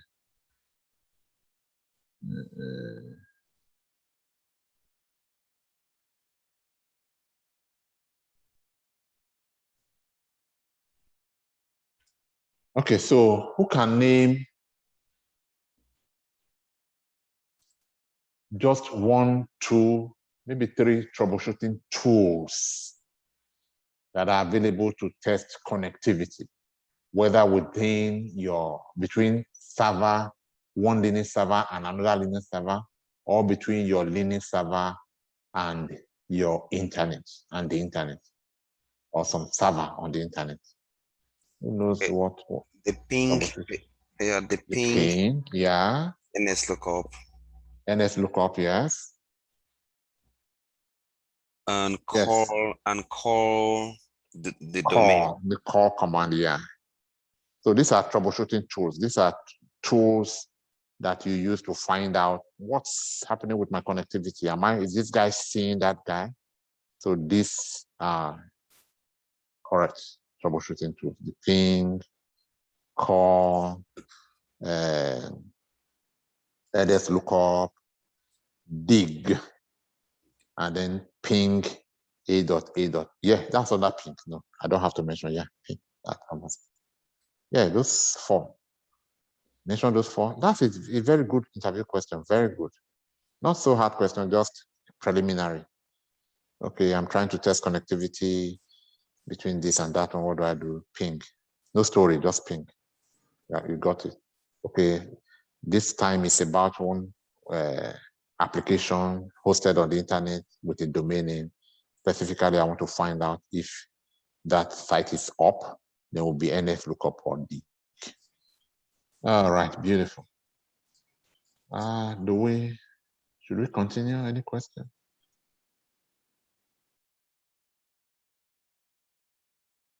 Should we take it now that you know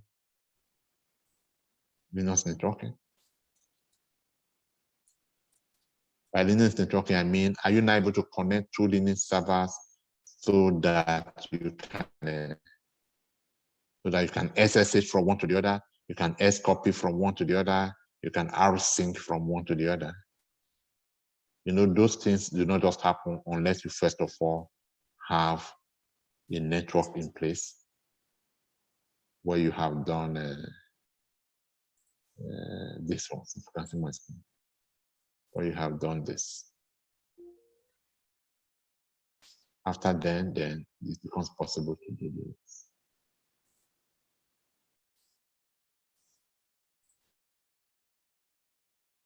All right, I guess I have to move on. There are no questions, so I don't just keep it here. All right, so what we want to do now is network administration. We want to administer this network that we just set up.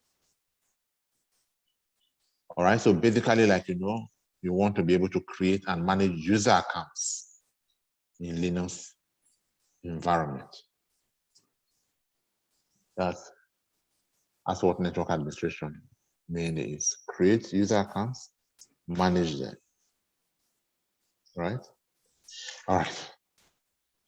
So let's bring up our Linux screen. Linux. Why not from anyone? Actually, yeah, we can work from here. So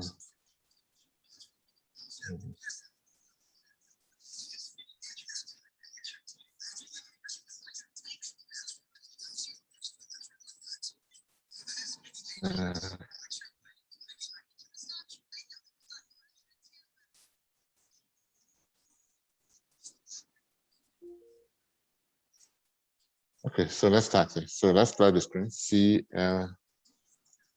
All right. All right, you may mute yourself, the radio or some electronic background from somebody.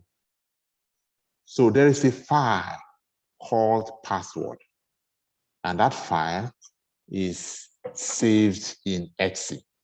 So let's do cd Etc. ls, ls minus l, you will see, where's the file now? So when the file is hidden like this and you don't see it and you want to identify it, what do? You don't let it scroll off the screen. You either do ls minus l. Not either. There are many things you can do. Maybe you do more,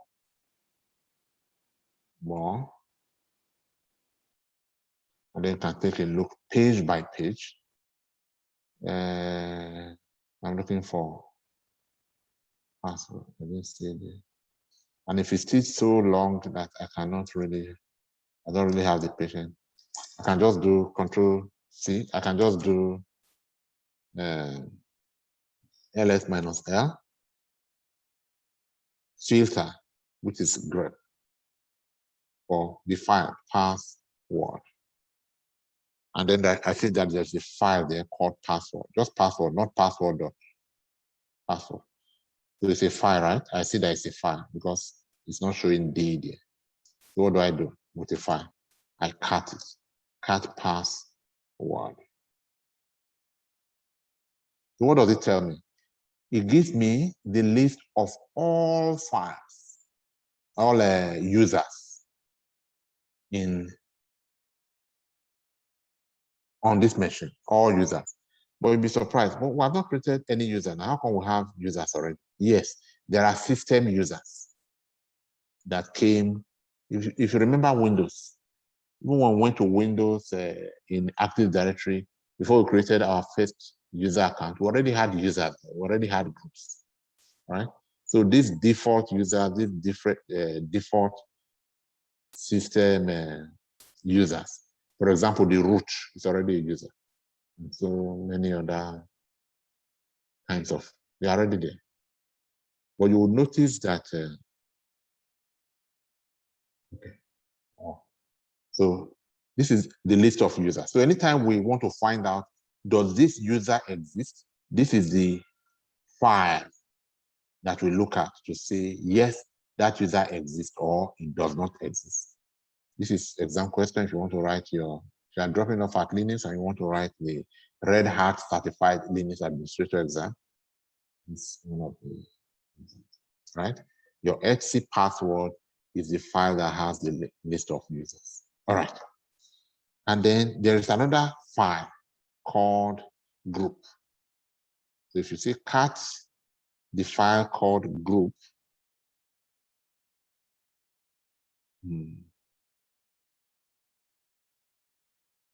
we are going to see a list of another set of objects. This time is about the different groups existing on this system, different groups. And this is a typical Linux system. So, for example, the wheel to which we added, where's that wheel? I saw Wilson.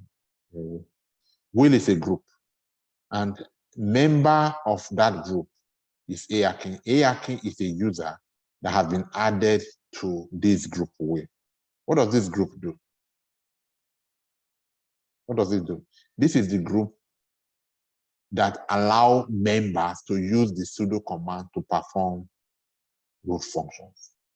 All right. The more you are adding members to this group, the more you'll be seeing the members. So you get it, right? So I just needed you to get used to these two files: the file password and the file group. All right. Okay. So let's start to use commands now. The first thing we want to do, let me just follow the note. Let me follow the note. So to see the list of all users, I looked at password. I just did that. All right. To change password parameter for user Akin, I say that. To create a new user, a new group, enter this. Let me start with creating a new user. To create a new user, let me look for it and make that one number one. So that create new user. Yeah, that's easy. It should be the first thing. The rest, no. Control Z.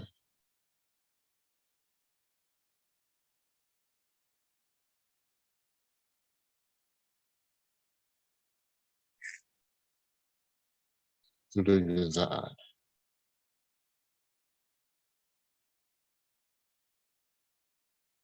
Okay, so let me just move these ones.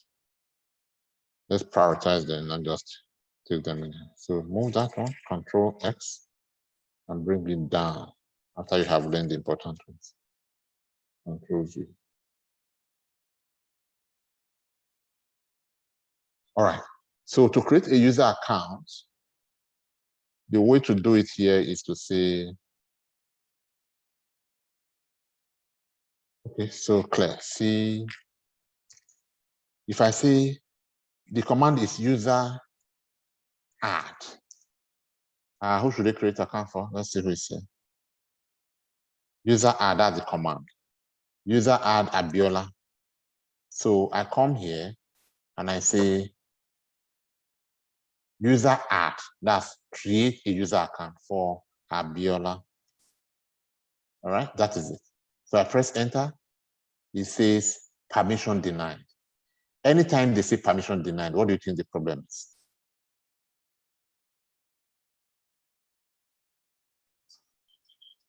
Does it mean the command was not entered correctly? Or what? If that was the case, it will tell you bad command. I think you need to use the sudo. Yes, sudo. We need to use sudo now. Now you see where to use sudo. So we'll repeat that command by pressing our up arrow key. And this time we say sudo. But before we use sudo, that was a good answer, the person who answered that. Before we use sudo, what must we do to make sure that we are entitled and therefore using sudo? Because not anybody can just come here and use sudo. What is the prerequisite for using sudo?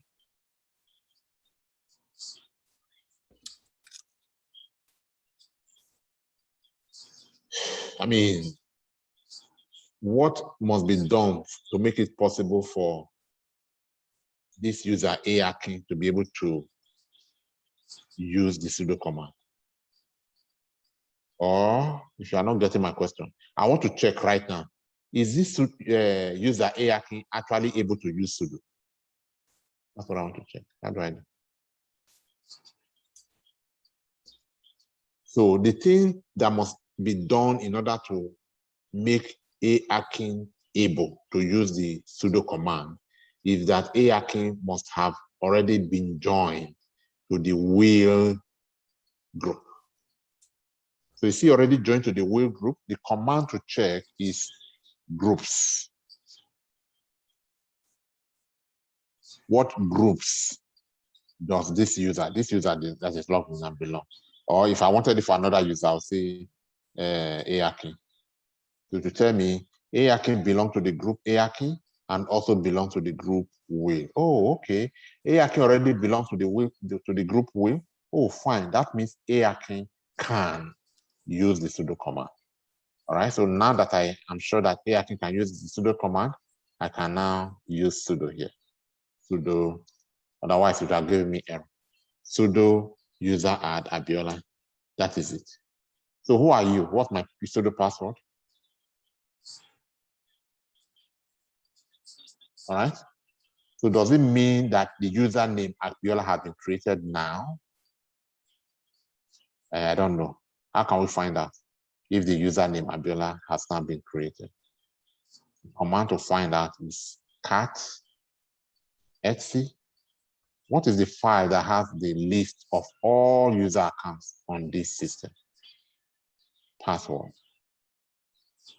And then I'll say that Abiola is the last one. So Abiola has been created as a user name here. So it works. We have just created a user called Abiola. All right. But Abiola will not be able to do anything on this network unless we assign him a password. So to assign password to Abiola, the command is password, not in full, just password, and then what? Abiola. All right. So press enter. It says only root can specify user password. But we have root privileges in sudo, so we invoke it. We'll say, oh, I am the root, I forgot my key. In the name of sudo, do it. And then say, okay, now I hear you. So it's asking us, what password do I want to assign to Abiola? So I say, okay, daily 2020 hash, and then retype password, daily 2020 hash. All right, so I have now assigned a password to Abiola. So I've created a user account, Abiola with password daily 2020. So you created your first user. All right. So let Abiola take over now. I'm done. Let Abiola take over and begin to use this system from this point. So we'll say switch user to Abiola. What's Abiola's password? Daily 2020 hash. All right. So Abiola is now logged on, no longer a hacking. Okay. So the new work here now is Abiola. So let's clear the screen so Abiola can work. So what does Abiola want to do? Let's say Abiola wants, okay, first of all, every time a user is created, a home directory is automatically created for that user as well. So Abiola as a user has just been created. Also, Abiola as a home directory has also been automatically created and assigned to Abiola. You want to see it? Okay, let's go to CD home. Remember home? And then let's do ls -l. We see that there are two directories, one ARKey and the second one Abiola. We did not create this. It was created automatically when the name, the user account Abiola was created. In fact, this is another way to check how many users are on this system. Maybe not exactly correct, but it's a good estimate. Because for every user, there is a home directory. So if you count the number of home directory, it will give you an idea of how many users are on this system. Am I still talking? Somebody still understanding me? Yeah. Okay. All right. So in any case, let's continue. So for Abiola to go to his home directory so that he can work from there, because that's the only place he can work from. To work from any other directory, he would have to invoke the power of sudo. But right now, for him to go to his home directory, what's the command? CD. That's all. Just CD. In those days, you put CD tilde, but no need. If you say CD from version 7 of Linux, they understand that you say home. You see that Abiola is now in his home directory. Look at it. But if you're not convinced, you can say print working directory, and it will tell you that Abiola is now in his home directory.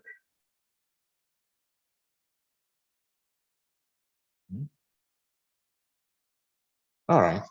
So you see, so what does Abiola want to do now? Everything I have been doing as ARKey, Abiola also can now do. All right, ls -l, yes, ls -l.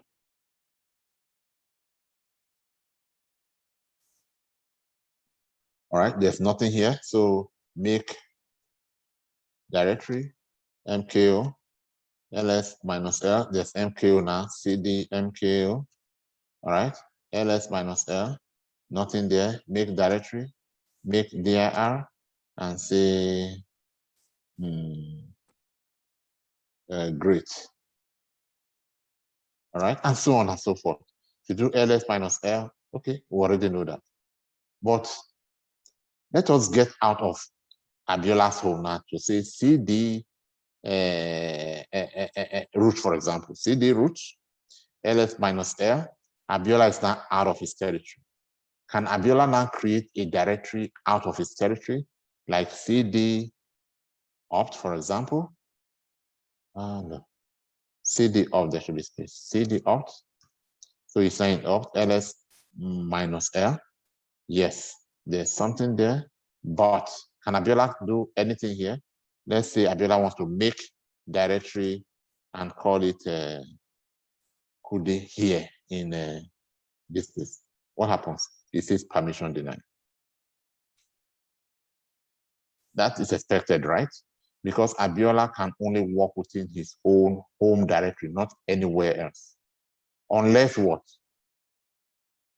Abiola may be able to work anywhere else outside his home directory if, under what condition?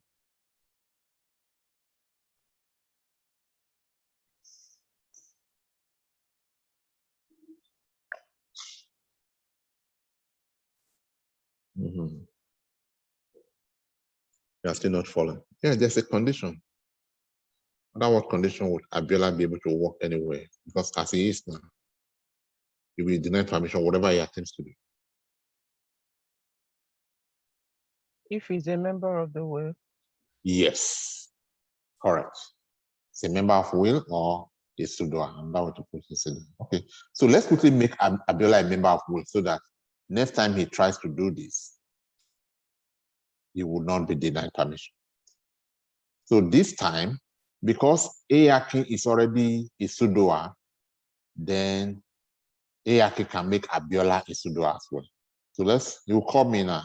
Please, so I'm a new person here. I'm trying to do this. Don't worry, I know what the problem is. So I'll just come in and say change to my own account, Ayaki. Okay.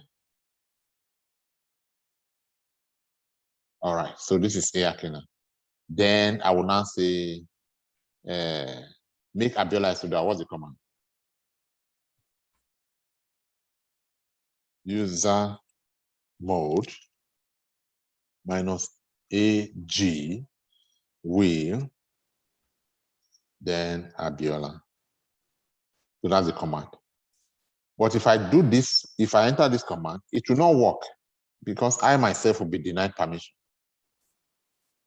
All right, unless I now say, oh, I'm speaking as a sudo, so it says sudo. And I say, okay, who are you? This me. It is done now. All right. So if we now check groups that Abiola belong to, groups Abiola, I'll now see that Abiola is now a member of Sudo. By nature, Abiola is already a member of Abiola. There's nothing anybody can do about that. I can't change that. But in addition to that, that was what we meant by the A minus A. It means in addition to this, append it. Don't remove him from here. If I don't put that minus A, it will not work. Because once I remove Abiola from being a member of Abiola, I've scattered everything. So the minus, where's mine? So the minus A here means retain the membership that Abiola already has with whatever he's a member of, but add this big membership of will. All right. So Abiola is now a sudo, so I can now log out so that Abiola can log in. So I switch user to Abiola now. Abiola. All right. Daily. Oh, Hello, daily sir. one. Yeah. Sorry, can you remove somebody as a pseudo? Yes, Is it you okay? can. Yes, definitely. Whatever you can add, you can remove. One of these many commands that I have here for you will show you how to remove somebody as a pseudo. Sorry, I didn't hear what you said. Yeah, I have the command listed out for you. I have many commands listed out for you in the Word document. One of them will show you how to remove somebody as a pseudo. Okay, thank you. Forgetting the password. Daily 2020. Okay, so Abiola is logged in. So everything that had done in the name of Ayaki, Abiola can now also do. What would you like Abiola to do? Okay, maybe Abiola should create the next user account since it's a pseudo and I can do that. So let Abiola create a user account for. Okay, but before then, there was something that he tried to do that did not work. Let's try and do that again. He tried to make a directory Kudi, right? Make directory Kudi in opt. But it will still not work because that was exactly what we did. But this time, we'll not say as a sudo. And then only for the first time to just one, and then ask you for password, daily 2020 hash, and then it will work now. So if you do ls -l, you see that Kudi has been created and assigned to root. because he used the power of root to do it. All right, we'll come back to that. All right. Any question on how to create a user account? Just 2 steps. 1, user add, then the account name, then 2, password, then the username.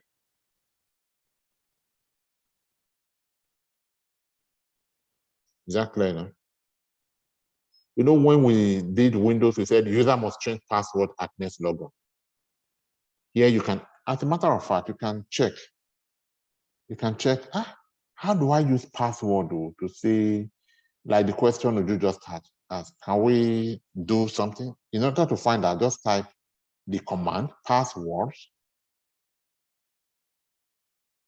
to know what switches you can use with this. You say man password. All right. So it tells you, yeah, that -k means that, -e means lock, so that nobody's able to change. -d means delete the password. -e means the password expires. Okay, what does that mean? This is a quick way to expire a password. Let's read it. So all the switches, this is what we're getting there from. Let me move mine.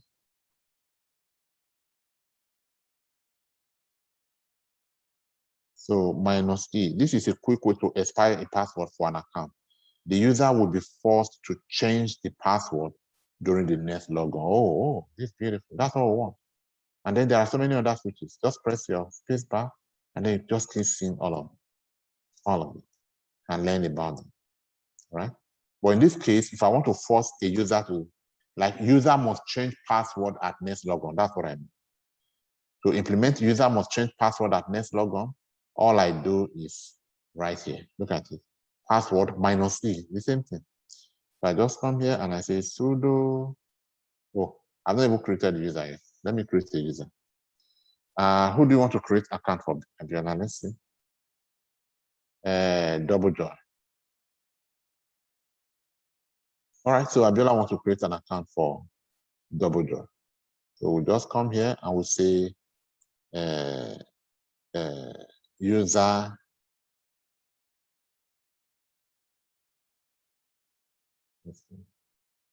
we say user add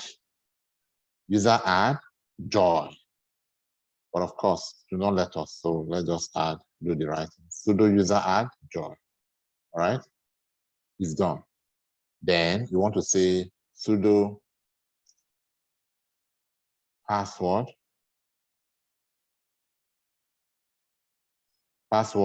for joy. But this time you want to do password -e, which means user must change password at next logon. All right, for joy. Then you press enter, and then it says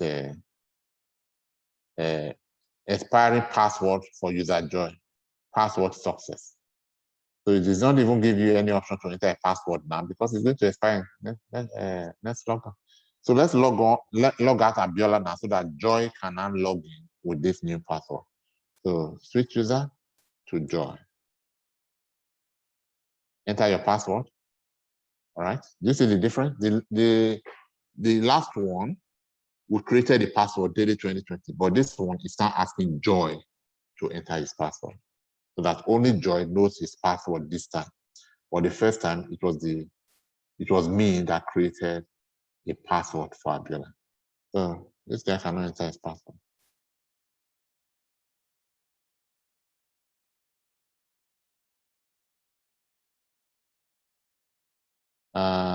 What did I do?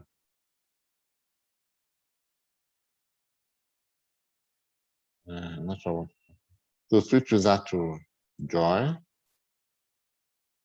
Password for Joy.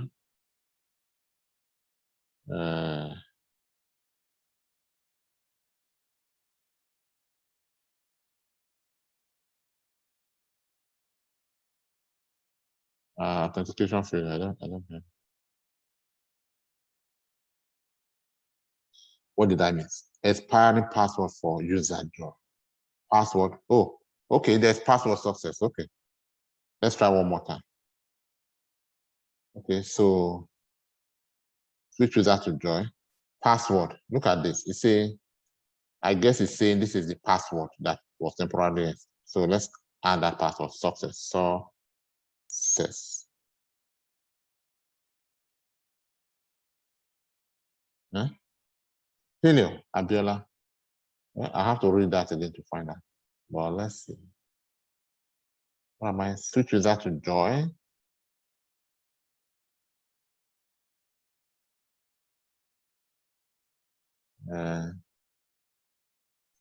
Let's take a closer look. Let's do that again. Okay. Let's do it like this. Let's break it into two. Let's do. We still don't have a password for joy, right? So let's do it like this. So let's say password joy. Sudo password joy, correct? So now let's assign password to joy. What's the password? Daily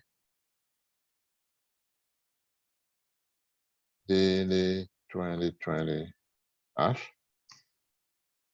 Daily 2020 hash. All right. So we have assigned password to. Okay, all authentication successful.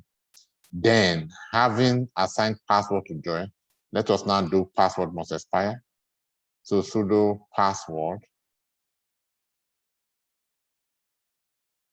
-e joy, yeah? Yes. Expiring password for user joy.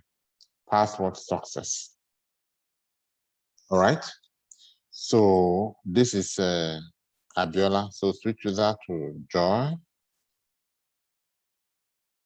And then password would be daily 2020 hash. You are required to change your password immediately. All right, so that's how it works. We'll enter them as two separate commands. All right, so he cannot enter his own password because this one is already saying user must change password. All right. Okay, so we're making progress. Any questions so far? Do we now know how to create a user alongside assigning the user a password? And how to check that the user has been created?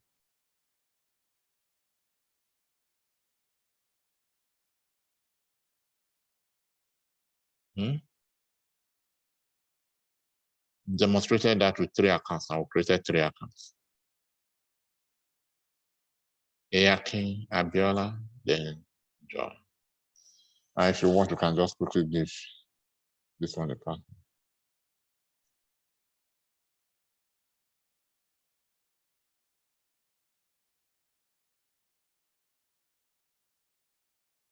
That password. The password is the same as the old one. I don't know any other password. I don't want to use too many passwords.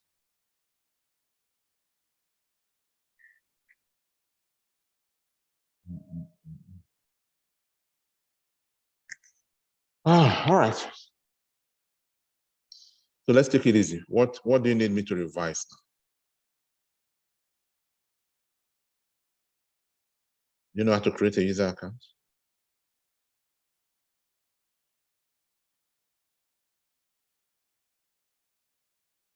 Anybody still there? So we're here. Okay.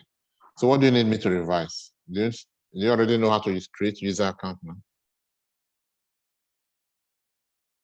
To practice. I mean, to me, I think it's like we're seeing you doing it, and another thing is we practicing it on our own, you know. That is when we get to know if we really understand. Okay, so from my doing it, you got that, so no need to repeat that. So, and that's about the only thing we have. You know the meaning of the file password and what it's used for. The file is the directory, is the file that has the list of all users on the system. And then the file group is the file that has the list of all groups on the system. All right. If I, let me say CD, and Joy is now in some direction. If Joy goes to CD ... and it now says ls minus l, and it sees that there are 3 directories here, is it safe to assume that because there are 3 directories in home, there are only 3 user accounts that have been created on this system? Is it safe to assume that?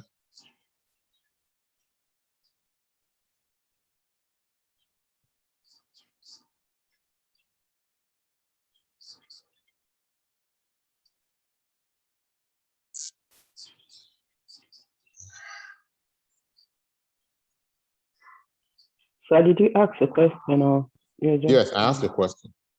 Please can you I said, from what you are seeing on the screen now, Joy did ls minus l in home, and then we see that there are 3 home directories as highlighted.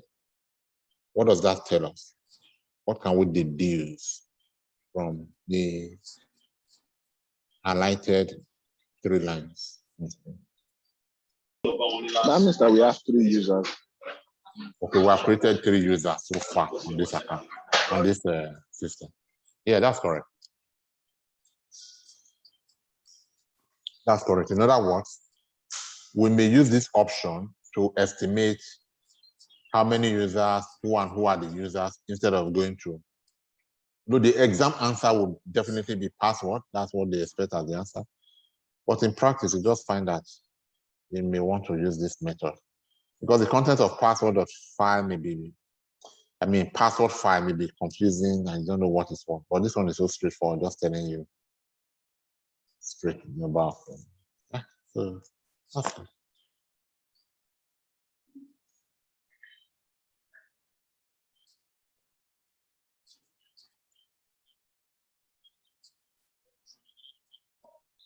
Would you learn more commands?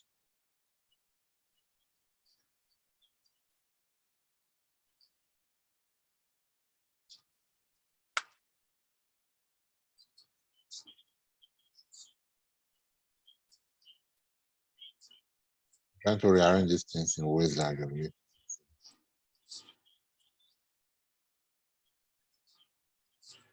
All right.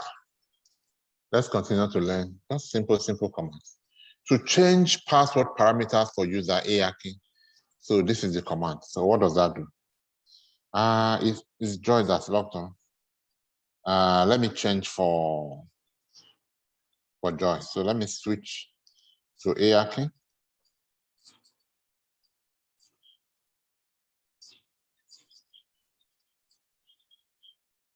And then use my account to change for Joy. So sudo change age of password, that minus L, ARKey. My password. No, I didn't want to do mine for ARKey. I wanted to do for Joy. Sorry.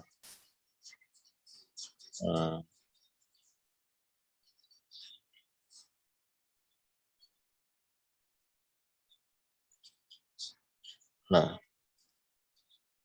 I just want to this command. I want to see how this command works. This command here. So I want to change password parameters for somebody else. I'm ARKey now. I'm logged in. So let me change for which other user do we have here? Abiola. Let me change for Abiola.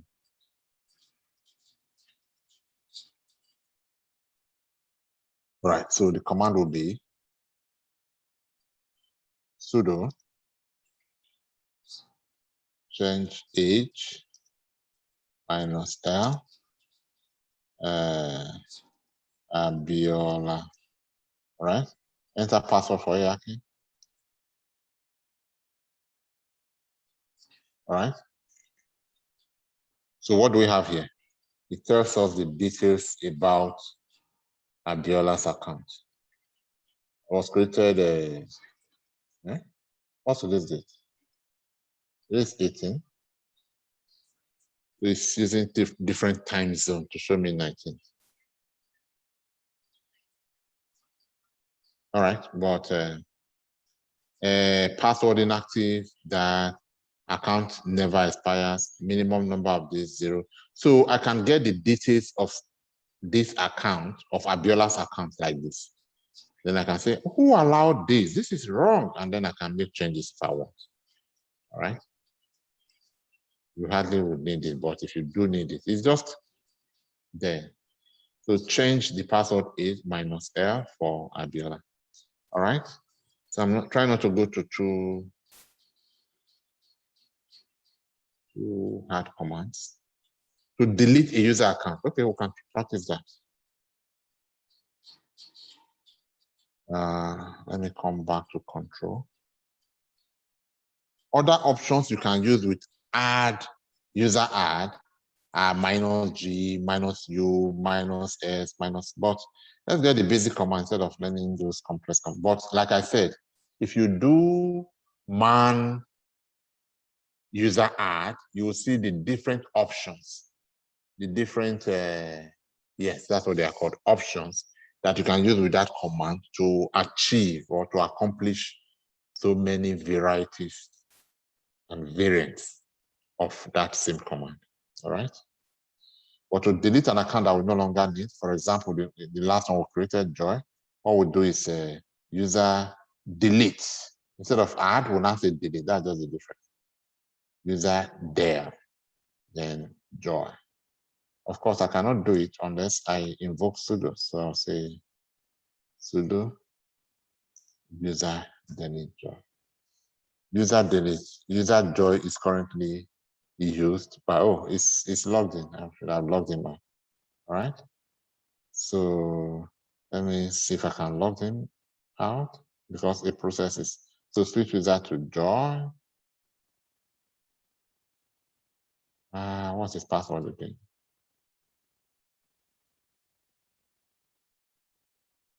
All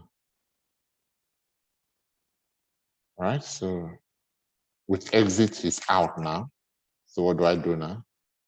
As ARK, let's see if we can delete Joy now. I still hold it down the process. I don't want to take you down to how to clear that process now. It's too early. But the process is still recognizing it. Right, but we can clear that process and release it so that you can delete it. All right, so we would allow Joy to be completely logged out. Yeah, we can actually do it. Let's get out. Let's just keep exiting. There's nothing to. All these people that have been logged in all this time, there are so many sessions going on. All right. Then we can start all over.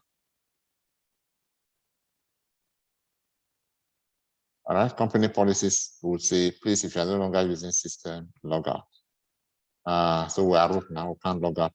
Or you can see how many sessions are going on. I think we're on the last session. All right, so this is root. All right, so let's start a new session now. So that way, everyone who was logged in is now logged out.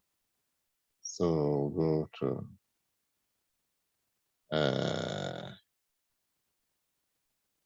terminal, and then we log in as ARK, and then we want to delete the user account, right? So what do? We say sudo user delete Joy. All right. So this time the processes have been released. All right. The incident will be reported. ARK is not. Okay. So I'm removed from sudo because of the several exits. Something went wrong there. Okay. So I'll have to make myself sudo one more time, and then make that permanent so that this is an example of when you don't make it permanent, this is what happens the next time you log in. All right? I have to look for a way to make that permanent. So let's find out how many users we have now, having exited everything we did earlier on. So we can do cd dot space dot ls -l. Yes, we still have all these users. Those are the permissions assigned. Okay, so let me switch that to root. No, just switch that. All right, so root should give ARK, make ARK a sudo again. So that will be user mod minus AG will ARK. All right. So groups of ARK. All right, that's fine. So switch user to ARK. And then ARK may now sudo user delete job. Okay. All right, so ls minus l. The cat etc password. All right. Is Joy still there? No, Joy is no longer there. Joy should have been the last. So that's how to delete a user. Okay.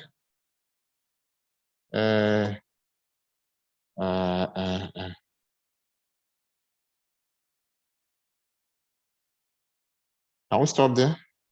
Let's revise the commands that that you are not comfortable with yet. Let's stop here if you want. Otherwise, you can continue. Let's mark that as where we stop. Yes, let's use the remaining 30 minutes to revise whatever is not so clear so that when you are looking at it, it makes sense. Even if we have to go back to networking, no problem.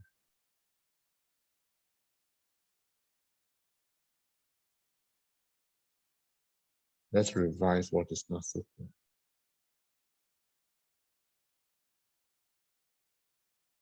All right, so what's the name of the all-powerful account in Linux that can do all things?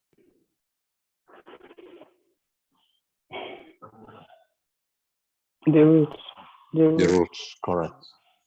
What is the group to which you must add members? You already answered that earlier. You said we. All right. Then what is the file that has the list of all users on the system? The file that contains the list of all users on the system.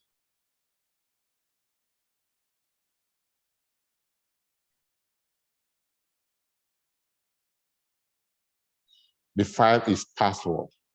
That's the file. And it is saved in Rsync. What's the name of the file that has all the groups in the system? The list of all groups. Built-in groups, the current groups, the future groups that you will create will be listed there. What's the name of that?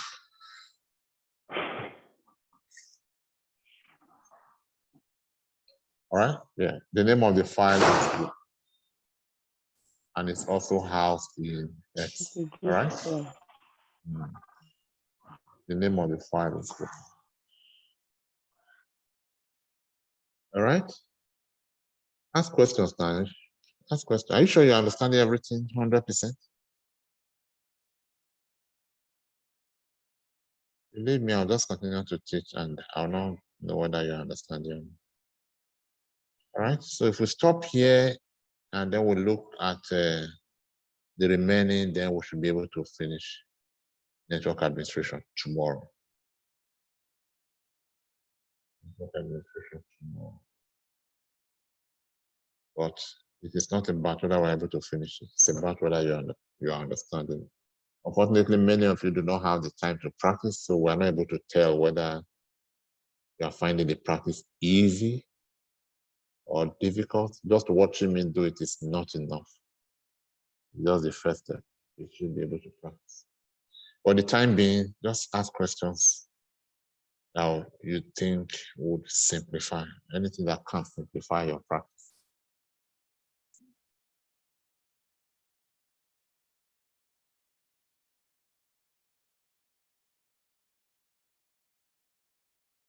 The fundamentals of IT. I mean, no, not fundamentals. This is the real IT. We've already gone through the fundamentals. So it's very important that you understand what you are doing here. But this one alone by itself. Oh, I saw somebody posted. I saw somebody post something on the Linux job, and so you know what this one alone by itself can do for you. But if you don't understand it enough, then you'll not be able to take advantage of anything close to what was posted.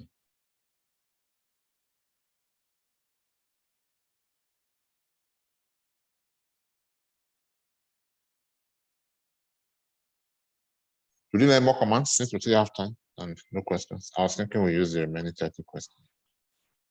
So maybe you ask us questions now.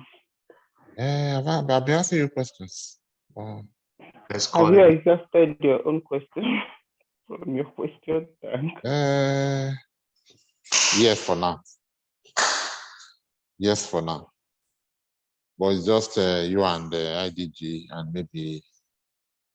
So the contributions are not good enough yet. So maybe when you practice more and more than 50% of the class is contributing, then I can say, yes, you are making progress.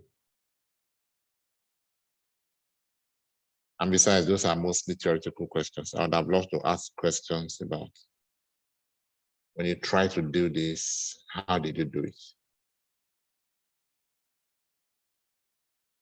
When you try to create an account and then the password expire or did not expire, what did you do? Those kind of questions are more practical.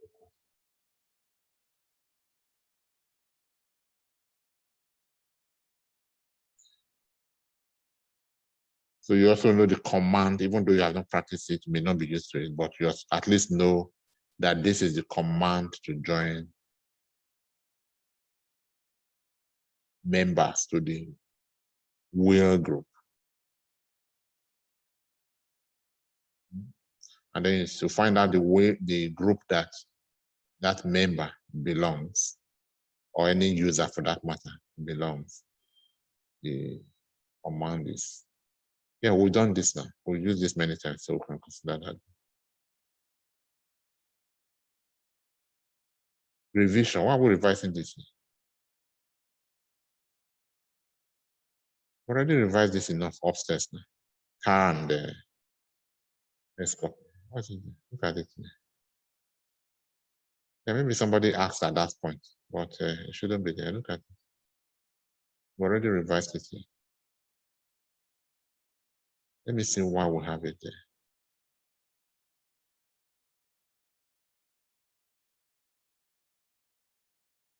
Let's copy the third file.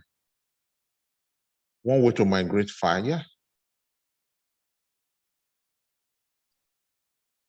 One way to migrate entire folder over the network from one server to another server. Yeah, it's the same thing.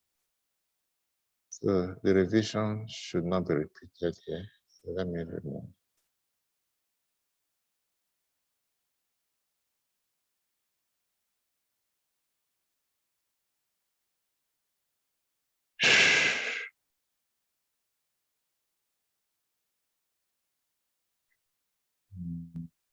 Find out members of, yeah, we'll be talking about those ones. Yeah, we'll talk about those ones tomorrow.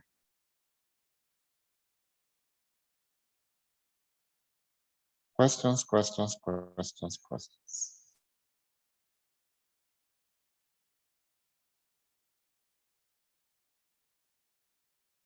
Sorry. Yeah. For if one is in will and does anybody that has the pseudo can remove the person, or just there's a particular person, probably the No, person that anybody in added, pseudo. or anybody in pseudo? Yes.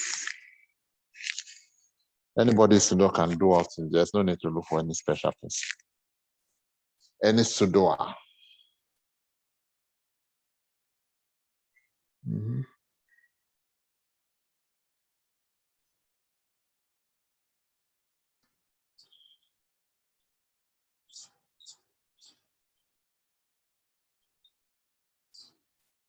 What's the meaning? What's the meaning of that pseudo? Does it have a full meaning or just?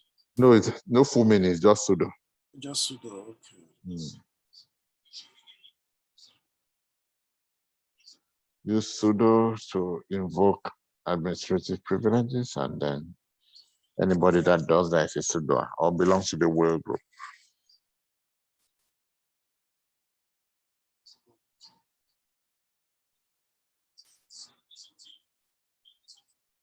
Okay, so no more questions. No more. If there are no questions, no need to hold you. So let me let you go, because if I just continue to teach, I'm not sure whether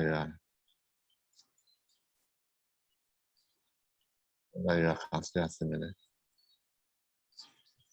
All right, so let's continue tomorrow. Is it okay? Is it okay to continue tomorrow, or is there anything else you want Yes, us sir. to do? Yes, sir. Okay. Yes, sir. Please kindly upload the video as soon as possible so we can actually, some of us I can. should kindly the video, right? Yeah, just upload it immediately so we'll be able to like. No, it's not. It's not possible to upload immediately. It takes time to download all of this thing we are doing. 2 hours. Then it takes process. It's not like it's available. You have not used them before. So will it be available today? I don't know. In the morning, maybe around 1 a.m. Guys, it's weekend. Go and have some fun. Don't No have fun. practice No enough. fun. No fun. This is money. By the time I will start taking my 12 figures. Go have some I will fun, have man. time to You rest. have not worked hard enough to have fun. Isaac, they pursue the class bomber to bomber. You know stuff now. But I'll try. As soon as the internet here is not so good, so as soon as I'm done, I'll go back home where internet is really good, and then hopefully. Are you in Nigeria? Or you are no, I'm in Frisco. What I mean is the modem here now. Oh, okay. Will not be able to. The one I have there would download faster. So I'm trying to answer this question as to how fast can this be. So one of the ways to make it faster is to go to a place where the download will be faster than 2 hours, and then use another 1 hour to convert, and then put it on YouTube. Your internet service is not 5G. Well, maybe in theory 5G, but I'm doing 3,000 megabyte per uplink, yeah. So it's high. It's AT&T, but it's high. It's high enough for where I live. But this one is not that. Maybe because so many people are sharing.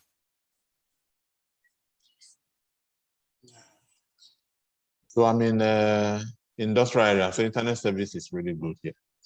I'm just behind the Ford Center here, where Toyota, the Cowboys right? people. Toyota? Toyota? In Frisco? Toyota, no. In Frisco. Yes. The Cowboys way area, where the Dallas Cowboys. Oh, yeah. Oh, okay. Mm-hmm. In the north. But I'm in Allen anyway. Allen, okay. Yeah, I come to you often. We're around the same area. Allen, McKinney, Frisco, anywhere. All right, that's fine. Let me let you guys go so your 2 hours can start counting again. Okay. So same time tomorrow then. All right, boss. All right then. Bye. Thank you, sir. Are you gonna send the documents? You already have the document. You already have the. Okay. I'll just. Oh, okay. That sounds good. Have a good night, sir. Bye bye. All right. Yeah.